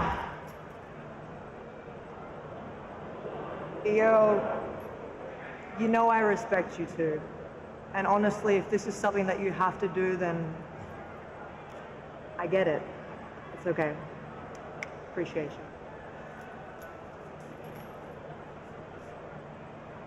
Thanks for understanding, Rhea. No problem. Thank you. Good luck tonight. Thank you. Appreciate it. Rhea and Io look. So Kyrie and Asuka were in the background, and they saw them hugging. I was talking to someone the other day that thought that they might be running like a lesbian angle here between Io and Rhea, but I don't really see that. I think sometimes WWE kind of tease that sometimes for no reason, but like Zarya and Sol Ruka on NXT, same thing. I kind of had a feeling like that, but nah, they just kind of do it sometimes to get a rise out of people, I think. But All right, I'm moving on to a interview. It's Byron Saxton. He's going to interview the Judgment Day, Raquel Rodriguez and Roxanne Perez. Roxanne, I'm going to start with you. A massive, significant matchup tonight as you take on Rhea Ripley. Where's your confidence level at? Byron, I'm the prodigy. My confidence never wavers. And 2 weeks ago, I did something that, to this day, Rhea Ripley could never do. And that's pin Io Sky in the middle of that ring. 1, 2, 3. Which is exactly what's going to happen to Rhea Ripley tonight. And then once we're done with them, we're going to refocus and bring back the WWE Women's Tag Team Championships right where they belong, to the Judgment Day. Very well. Well, speaking of the Judgment Day, there seemed to be some issues earlier on tonight in the clubhouse. So I'm going to stop you right there, okay? What exactly are you fishing for, huh? Liv is all right. We are all right. So stop digging for a headline that doesn't exist. You want a headline? How's this? The Judgment Day defeats Rhea Ripley. End of story. Now, if you don't mind, Perito, we have a match to dominate. Chiquita. Well, good luck in that domination. We'll see if Roxanne Perez can turn the fortunes around for the Judgment Day tonight. If, and that's a big if, she can defeat Rhea Ripley. We'll stand by for more here on Monday Night Raw, live from Birmingham. All right, well, I don't know. I'm not going to give too many points to this extra interview. There's some interesting thing about asking them if there's drama in the Judgment Day, but there's always drama in the Judgment Day, so I don't think there was anything substantial there. I will move on to the next segment. Let's see what we got. We got a video package reviewing what happened last week with Naomi relinquishing her title. She's pregnant. It's all Jimmy Uso's fault and Netflix and chilling and such. But we got Stephanie Vaquera, so she is going to talk to Adam Pearce backstage. This I will listen to. Stephanie, who I've criticized a bit in terms of her spoken word lines and such, but I kind of feel like they can hide that sometimes when people don't really speak English well, whether they're native or not, but they are going to let her speak, so let's hear how it goes. Pero I need to talk to you. And I need to talk to you. Look, before we go any further, you are the #1 contender to the Women's World Championship, okay? No one is taking that away from you. But with Naomi's situation, and technically the title being vacant, Paris cannot happen. Look, I know you're disappointed, so am I, okay? But you will have your championship match. I already have an opponent in mind. I just need a week to finalize some details. Give me a week, I'll let you know who you're facing and when the championship match is. Deal? I wish I could have been at Clash in Paris. Me too. But understand, entiendo. I will be ready. I know you will. Thank you.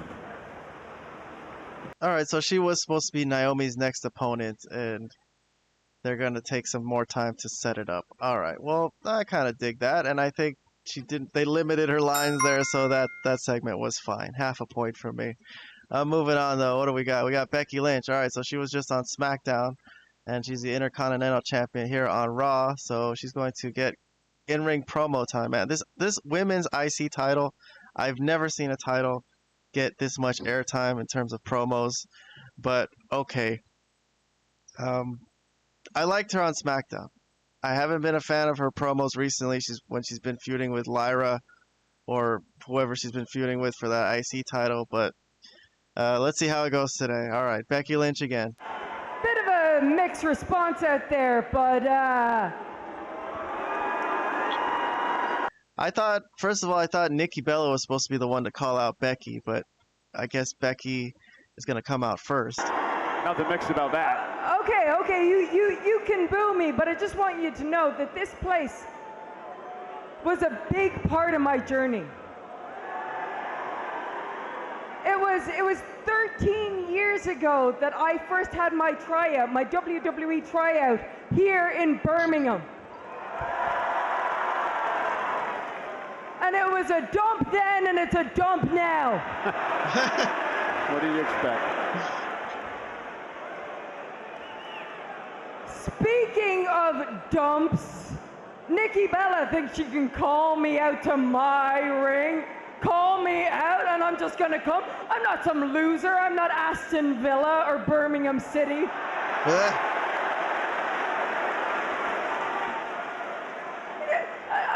I'm not some dog that's just gonna respond to a whistle and okay, here I come. No. Who do you think Remember, Nikki said she was gonna call up. All right, you know what? I'll give a half point to Becky Lynch's promo. She made a lot of good points. She made fun of Aston Villa and Birmingham, so I think she deserves some points Becky there. beat the Hall of Famer to the punch, but Nikki's here. Hey, Becky, if you're not a dog, then why are you acting like a little bitch? Oh, God.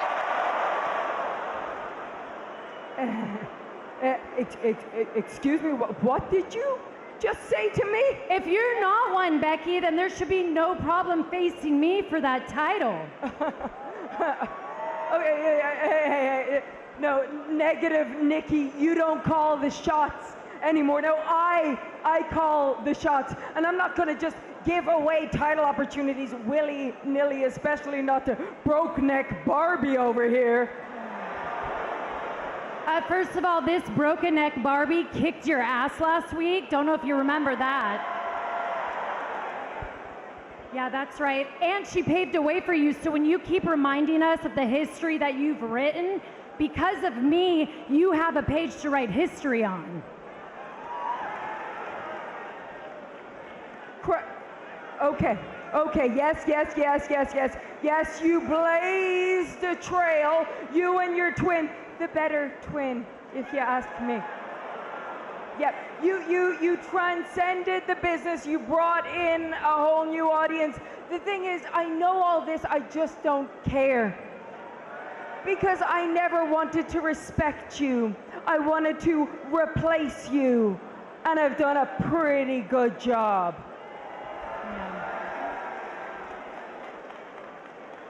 You wanted to replace me because you're scared to face me. And from what I remember, and I think we all do, you used to be that scared girl in the corner of Charlotte Flair's little sidekick.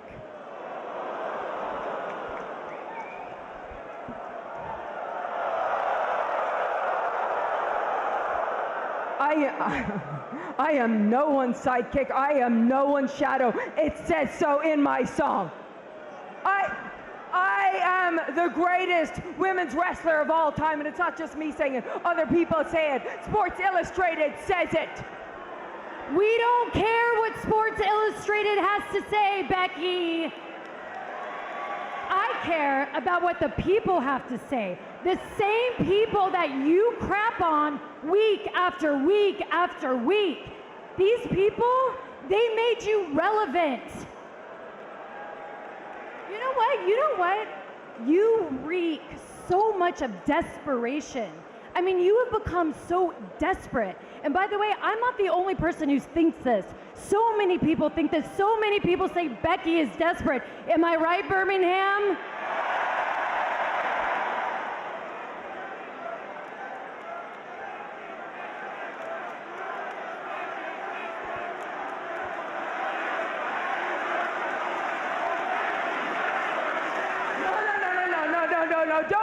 Don't think you can take this over. Oh, this is classic British behavior, trying to take everything over. 800 years of oppressing the Irish wasn't good enough for you, huh? See, you know what? That is exactly what I'm talking about, what all of us are talking about. I mean, is this what the man has become? Has the man lost her balls? I have balls. I have balls. Well, let me tell you something you don't have, and that's class. You're cheap. You're cheap. You might be a champion, but you're another C word. Yeah. And that's a coward.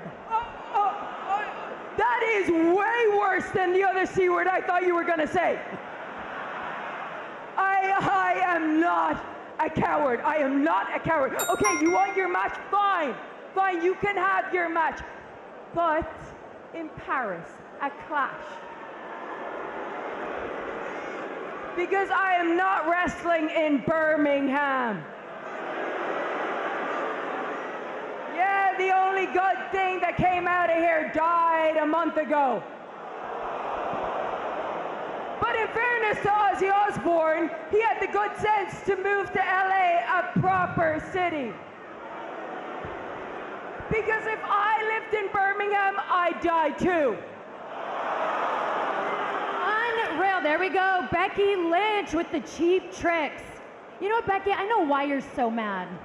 Because no matter how hard you try, your name will never be as big as Bella. And you want to know what? At Clash in Paris, you will hear Bella, the new Intercontinental Champion. I'm gonna... Becky went for a cheap shot. Nikki. All right, so let's see. How can I describe what happened there? At the very end, Nikki Bella kind of snatched her IC title belt, and it turned into a fight. As the commentator said, Becky tried to get a cheap shot in, and Nikki Bella caught her. So let's see how this physical battle plays out. It's a little disjointed here, as there's Becky turning around, like turned around the wrong way, and then Becky in the end is about to get hit and powders out. So that's the end of the segment as Nikki Bella throws her belt back to Becky Lynch. So that's how that segment ends. All right, well, I will say I'll give that segment overall, I'll give it a ½ a point. I think I liked it. It was a little long for a mid-card promo battle. They really had a promo battle. Like, they freaking talked and talked and talked and talked. So, but there were some good zingers in there. So I will say, I think it wasn't a waste of time. But I'm going to skip backstage. I got to get through the show. I got to leave soon. I got to leave by like 2:30, hopefully. So, CM Punk is getting interviewed by Jackie Redmond. So let's hit play on this one.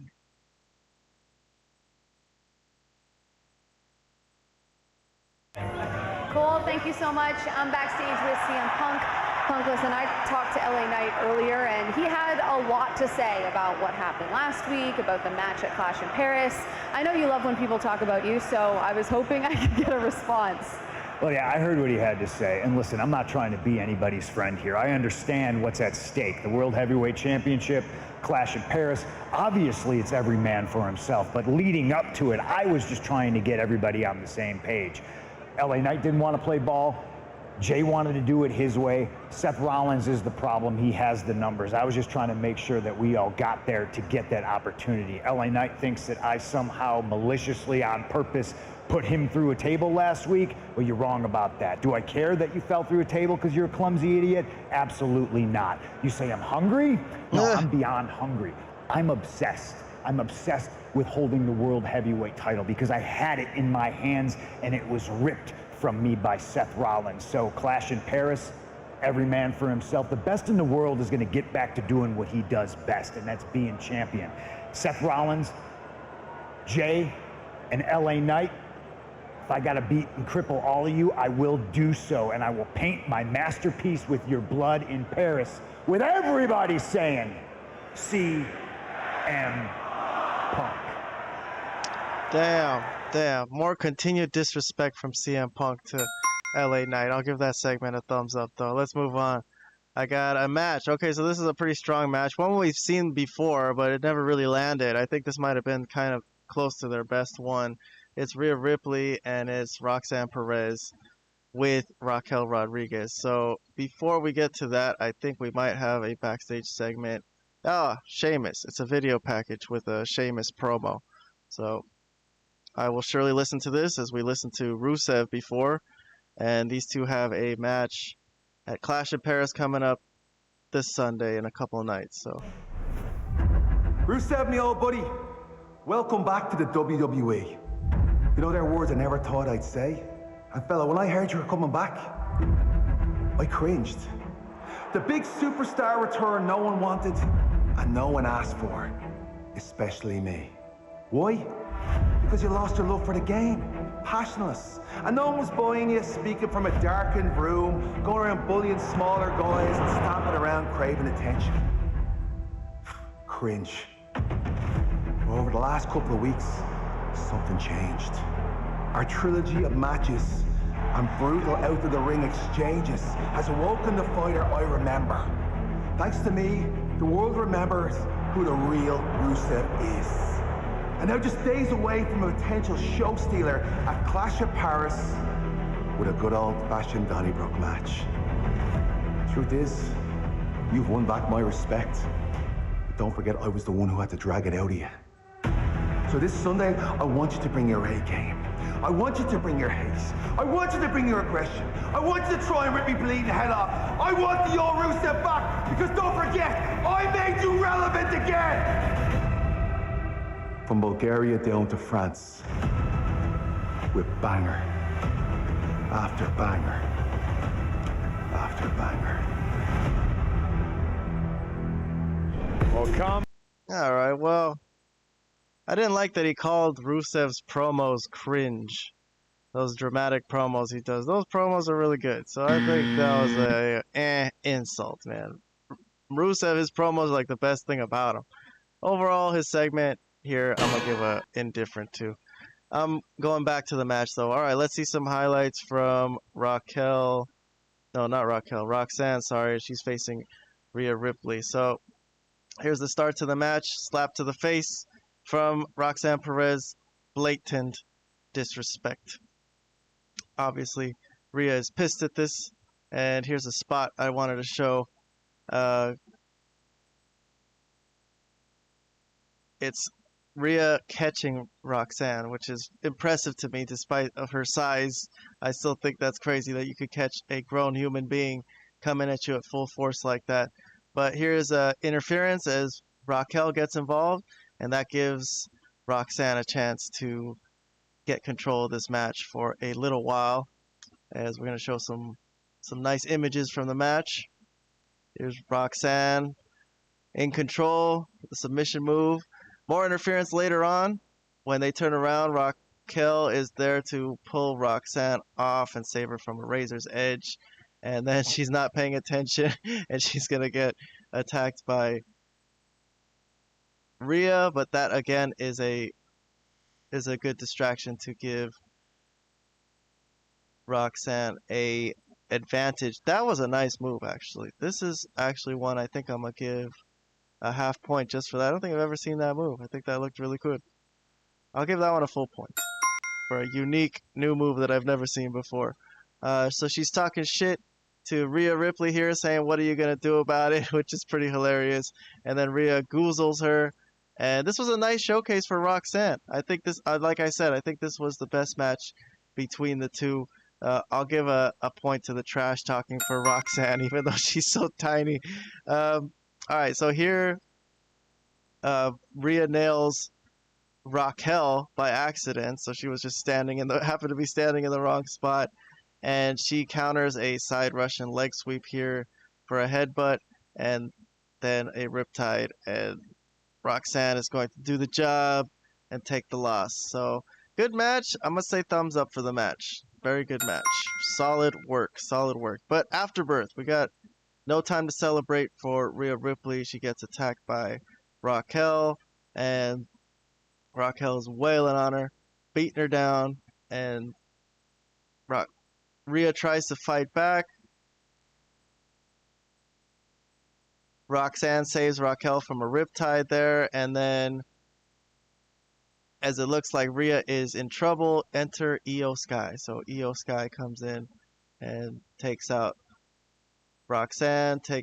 Here's a headbutt from Rhea Ripley onto Raquel, and then a high spot from Io, and there you go. So Io very excitedly runs in and saves Rhea Ripley, her bosom buddy, I guess you could say. But there you go. That's the segment. Afterbirth, post-match beatdown attempt thwarted by Io Sky. I'll give it a half a point. That's my review of that segment. All right, moving on. Backstage. We got a backstage segment. It's Bronson Reed, he's hanging out with the Vision.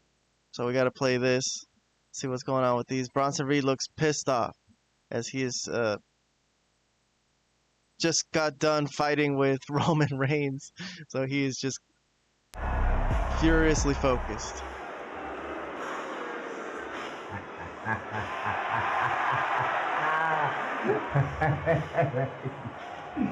You were right about this one. No, you were right about this one. You're right. I was right about this one. Because I know what he's capable of, because I felt it firsthand. You mad, big man? Yes! You pissed, big man? Yes! Paris is your time. You are going to destroy Roman Reigns. And I can't wait to see it. And tonight... Alright, well, I'm kind of liking Seth Rollins here, being the motivational leader of the group. Kind of best thing I've seen from him here as the leader of the Vision. He's going to turn to Braun Breaker here. You! I'm going to make sure that LA Knight, yeah, doesn't even make it to Paris. Yeah.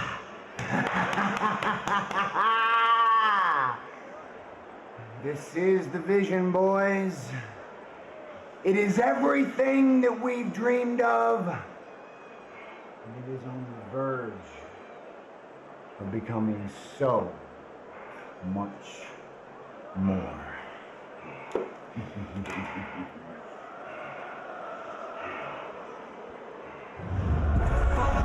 Alright, you know what? I'm gonna give that segment 2 thumbs up. For a Vision segment, I like that one.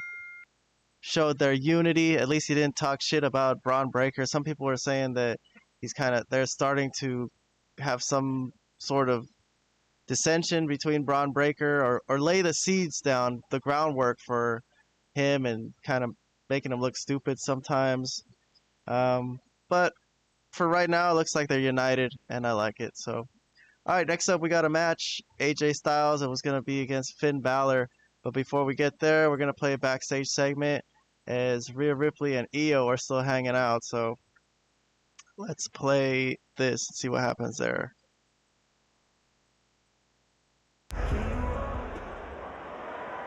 So much for keeping your distance here. I ordered you for last week. You don't owe me anything. You're good. I appreciate it. Thank you.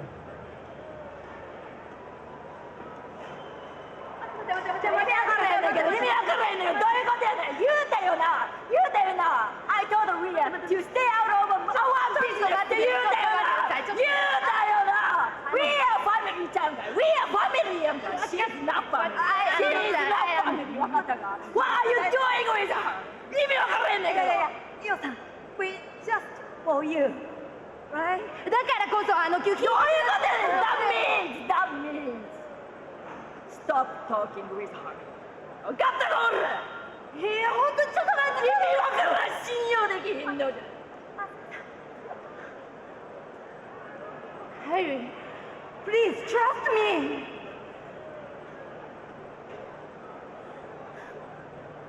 So What the hell is going on? This is getting weirder and weirder.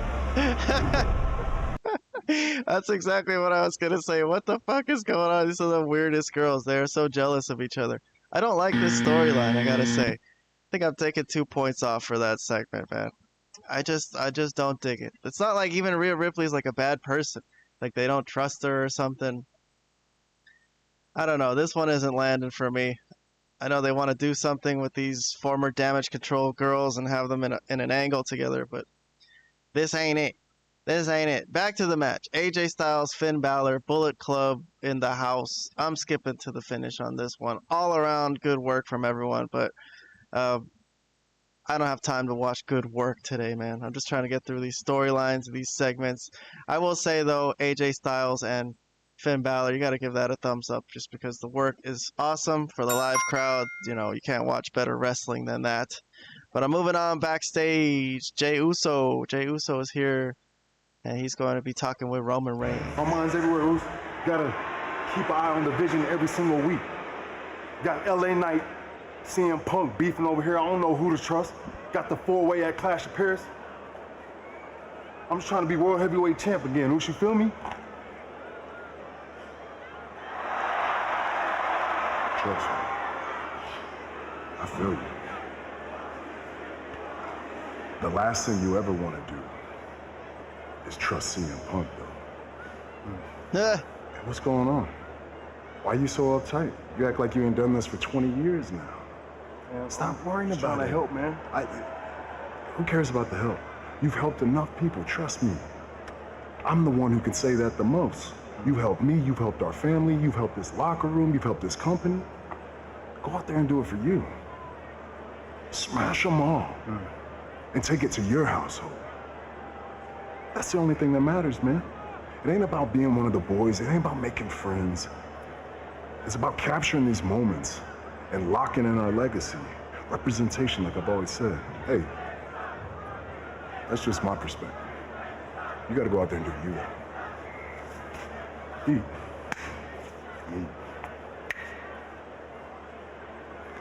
Oh my god, that was the most generic motivational speech I've ever heard. You know what? I'm not giving that segment any points. I didn't really enjoy it personally, but okay. Good for them. Good for them. Let's see what we got next. We got a interview. It looks like Byron Saxton is going to interview somebody. Please welcome my guests. Ladies and gentlemen, please take your seats and observe a moment of silence for your boys, the New Order. Celebrate because I did it. Hold on, I fucked that up. Sorry.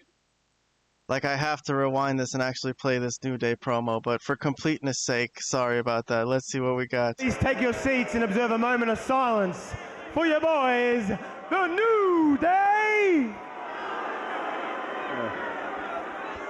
Kofi Kingston. Stop. Confetti. Oh my God!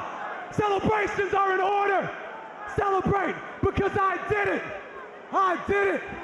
Against all odds, I defeated Penta! Yeah! I did what I said I was gonna do! I avenged Woods! And I made Penta pay for his sins. Hey, shut up! I made Penta pay for his sins! Shut your mouths when we are speaking. For the third week in a row, Penta has illegally assaulted us. He desecrated my favorite grieving hat. He injured my neck. And you idiots cheered. You idiots that sound like you have sleep apnea when you speak actually cheered. Each and every one of you disgust us.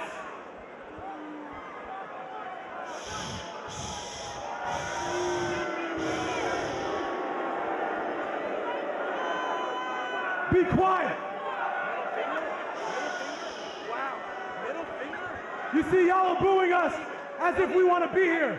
We don't want to be here. As a matter of fact, we get to go back to the great and beautiful United States of America in a few days while y'all have to wake up here in this dirty, disgusting, piss-stained excuse for a city you call Birmingham. Jesus.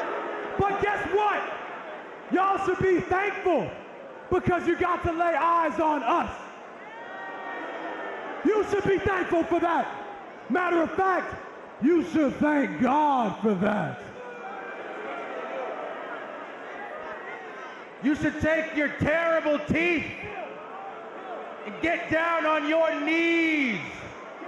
Raise your hands to the sky and in unison scream out, thank God for the new day. We get it.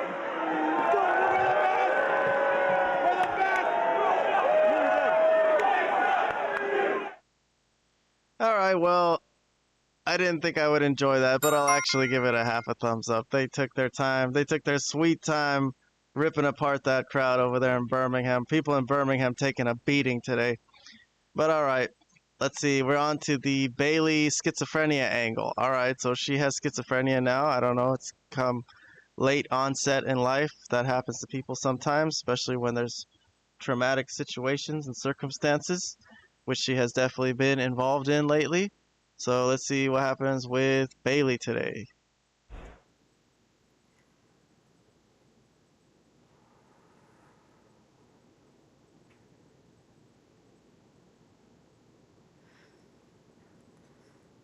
And I don't know. I don't know what I need.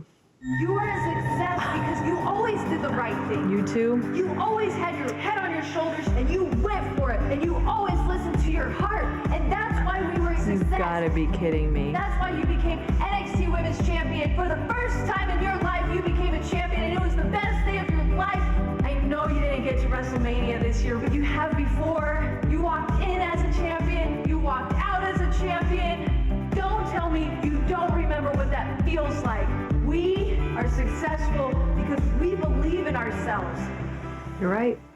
Blah, blah, blah, blah. Are you still here? I mean, come on, grow up. We moved past you. Nobody even talks about you anymore. This is how you think we're gonna get to the top? Well, ding dong, we were better off without you. You guys do this all the time. We had a good time together, right? You're an idiot, and you are insecure. Okay. You're being really mean. Oh, you think I'm being mean? I'm sorry. I'm so sorry that you're stupid. I have my own talk show, did you? Well, guess what? I was here first, okay? I won the first championship. Right, too. I held 2 championships at one time. Guess what? I don't care what you say. Doesn't matter. Stop. Because I matter, okay? That's You're enough. I said bothering stop. me. You're bothering me. Now you're bothering me a lot, okay? Don't make me do what I don't want to do. Just stop. You're making me laugh. Stop.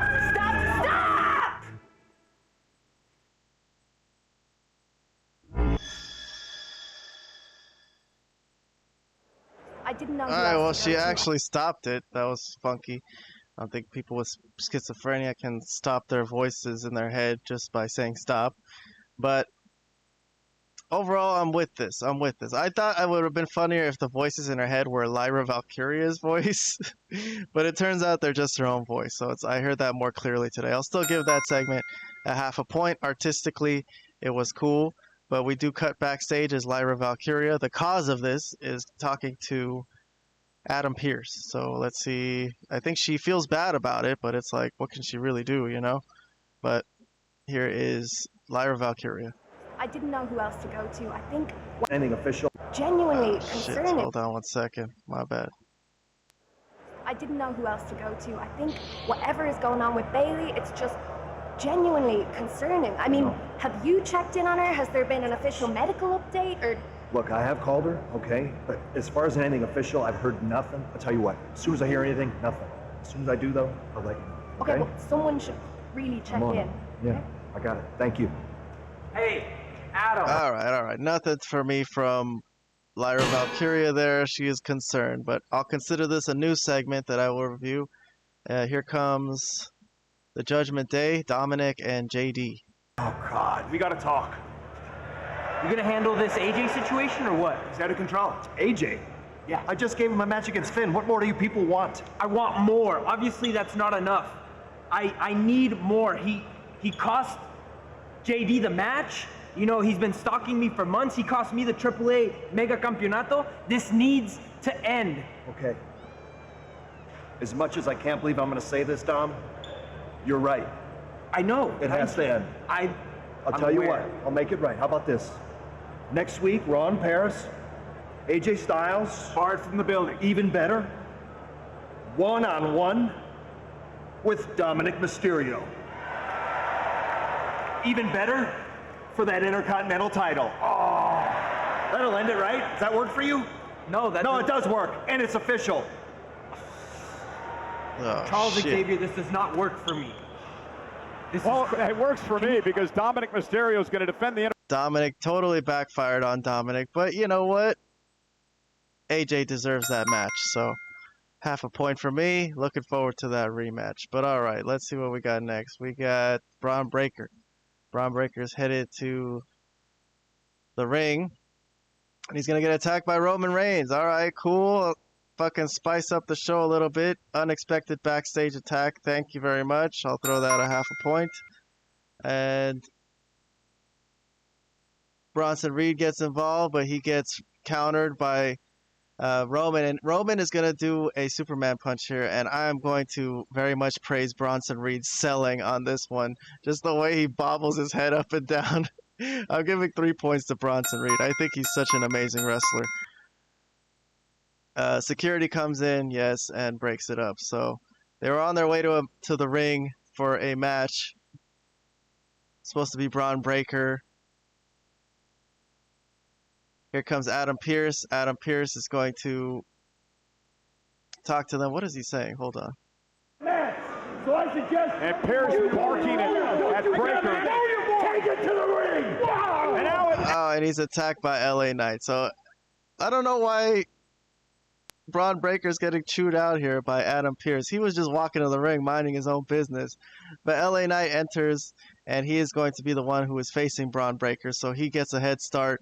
They brawl through Gorilla and into the arena, and here Braun Breaker thrown into the big screen, but that looked kind of weak. No points for me on that one. They fight around the arena until they get to the ringside area. Still, a match hasn't started yet. They're doing all this stuff around the ring. Finally, they get into the ring, and the match starts. So there you go. So that was a pre-match segment. I'm going to give it a thumbs up for the stuff coming out of nowhere, for Roman coming out of nowhere, attacking Braun and Bronson, and for LA Knight coming out of nowhere. Now I'm going to review this match separately. So it's LA Knight, it's Braun Breaker, main event. And here's Braun Breaker's speed, I will say. Turning the tide. Man, look at how fast he's going. He tells LA Knight, you are a word. All you are is a word. You got nothing else. So I guess he's saying all you are is a catchphrase, is what he was trying to say. Weird spot here. I will say I don't know what they were going for, but funky. Heyman, here's Heyman doing... I'll give Heyman a half point just for being animated and entertaining the audience. I'm up at 29 points for this review. Not a bad Raw so far. I guess if I get over 25, I'm kind of happy with it. We got a focused LA Knight here tonight, and as he was rolling, enter Seth Rollins. So Seth Rollins comes in to muddy up this match. He's going to run in to cause a distraction. And here he's going to chase Seth Rollins around the ring, which causes him to get speared by Braun Breaker. And here is the finish. So that did lead to the finish. Another spear, and Braun Breaker is the victor tonight. Not too much from this match, though. I'll say I'll give it a half a point. Ruined by interference, not a clean finish, but we do got an afterbirth. So as LA Knight is laying there beaten, Seth Rollins comes in and starts pounding the shit out of his head. So enter Jey Uso. So here comes Jey Uso. And I think I'm just going to have to let it run out from here, because for some reason all my bookmarks disappeared for the rest of the show. So I guess I will just forward through it as Jey Uso comes in and fights with Seth Rollins and Braun Breaker, and they got him down, so they're beating his ass down, and this is when CM Punk enters the fray. So CM Punk enters, fights with Bronson Reed. Hold on one second. I think I could hit play on this. TV2.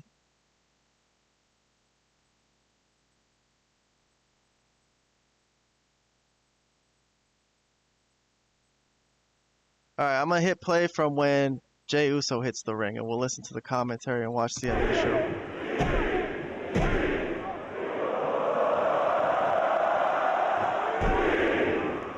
And Rollins runs into a super kick.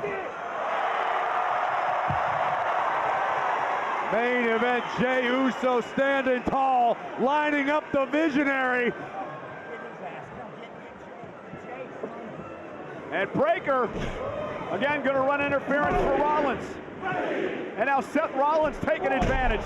Kick to the midsection. Rollins looking for a pedigree to Uso. Where is Roman Reigns? Why is he not coming in and helping Jey Uso here?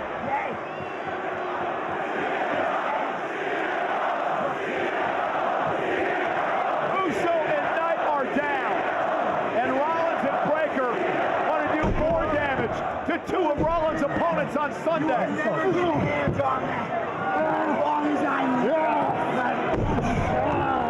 Rollins' vision extremely clear. Just take out my opponents. So they're less than 100%. Absolute power and total control.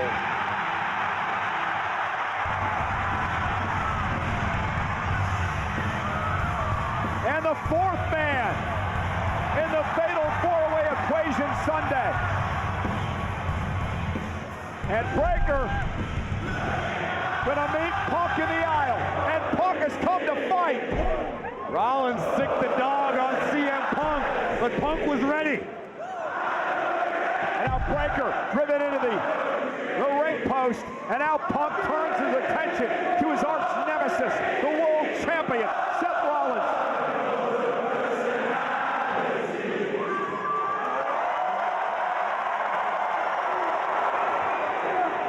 Here we go! Punk and Rollins now exchanging blows. Big fight. It's been a night of chaos and pandemonium on Monday Night Raw. CM Punk looking to take his pound of flesh from the visionary before we arrive in Paris. And now I think I realize now why I have no bookmarks for the end of this show. I think I fell asleep last night before I could actually watch the end of the show, so this is new for me. Breakker rescuing the World Heavyweight Champion, Seth Rollins. And Rollins survives for at least 6 more nights. You ain't never getting a piece of this.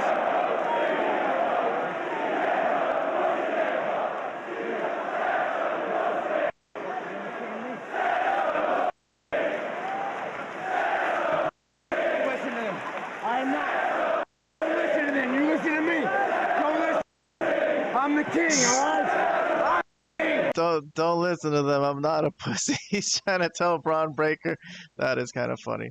I will say I'll give that a point just for being ridiculous right there.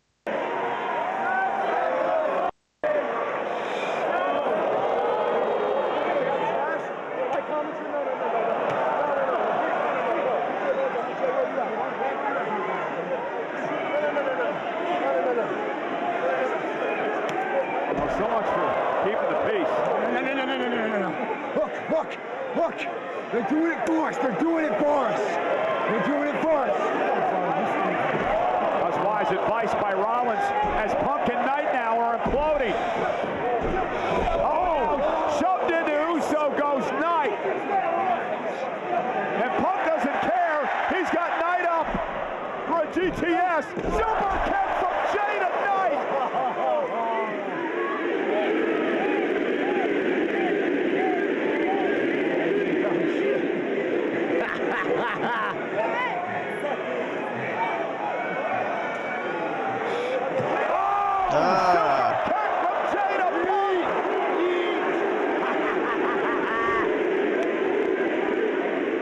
You think you stand a chance, Jey? And Corey, Jey seems to have taken his cousin Roman Reigns' advice. Every man for himself. No one's going to do it for you, Jey. You're all on your own in Paris. Jey Uso buys in to the every. Alright, well that's the end of the show. Jey Uso finally did something about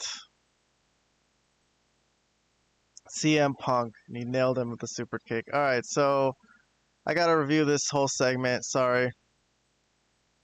I got all screwed up because I lost my bookmarks at the end of this show. So I just watched the end of it as a watch-along.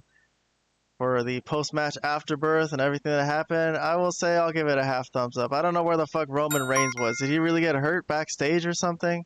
I didn't really see him get wiped out by Bronson Reed. He got pull apart. He actually was the one that Superman punched him.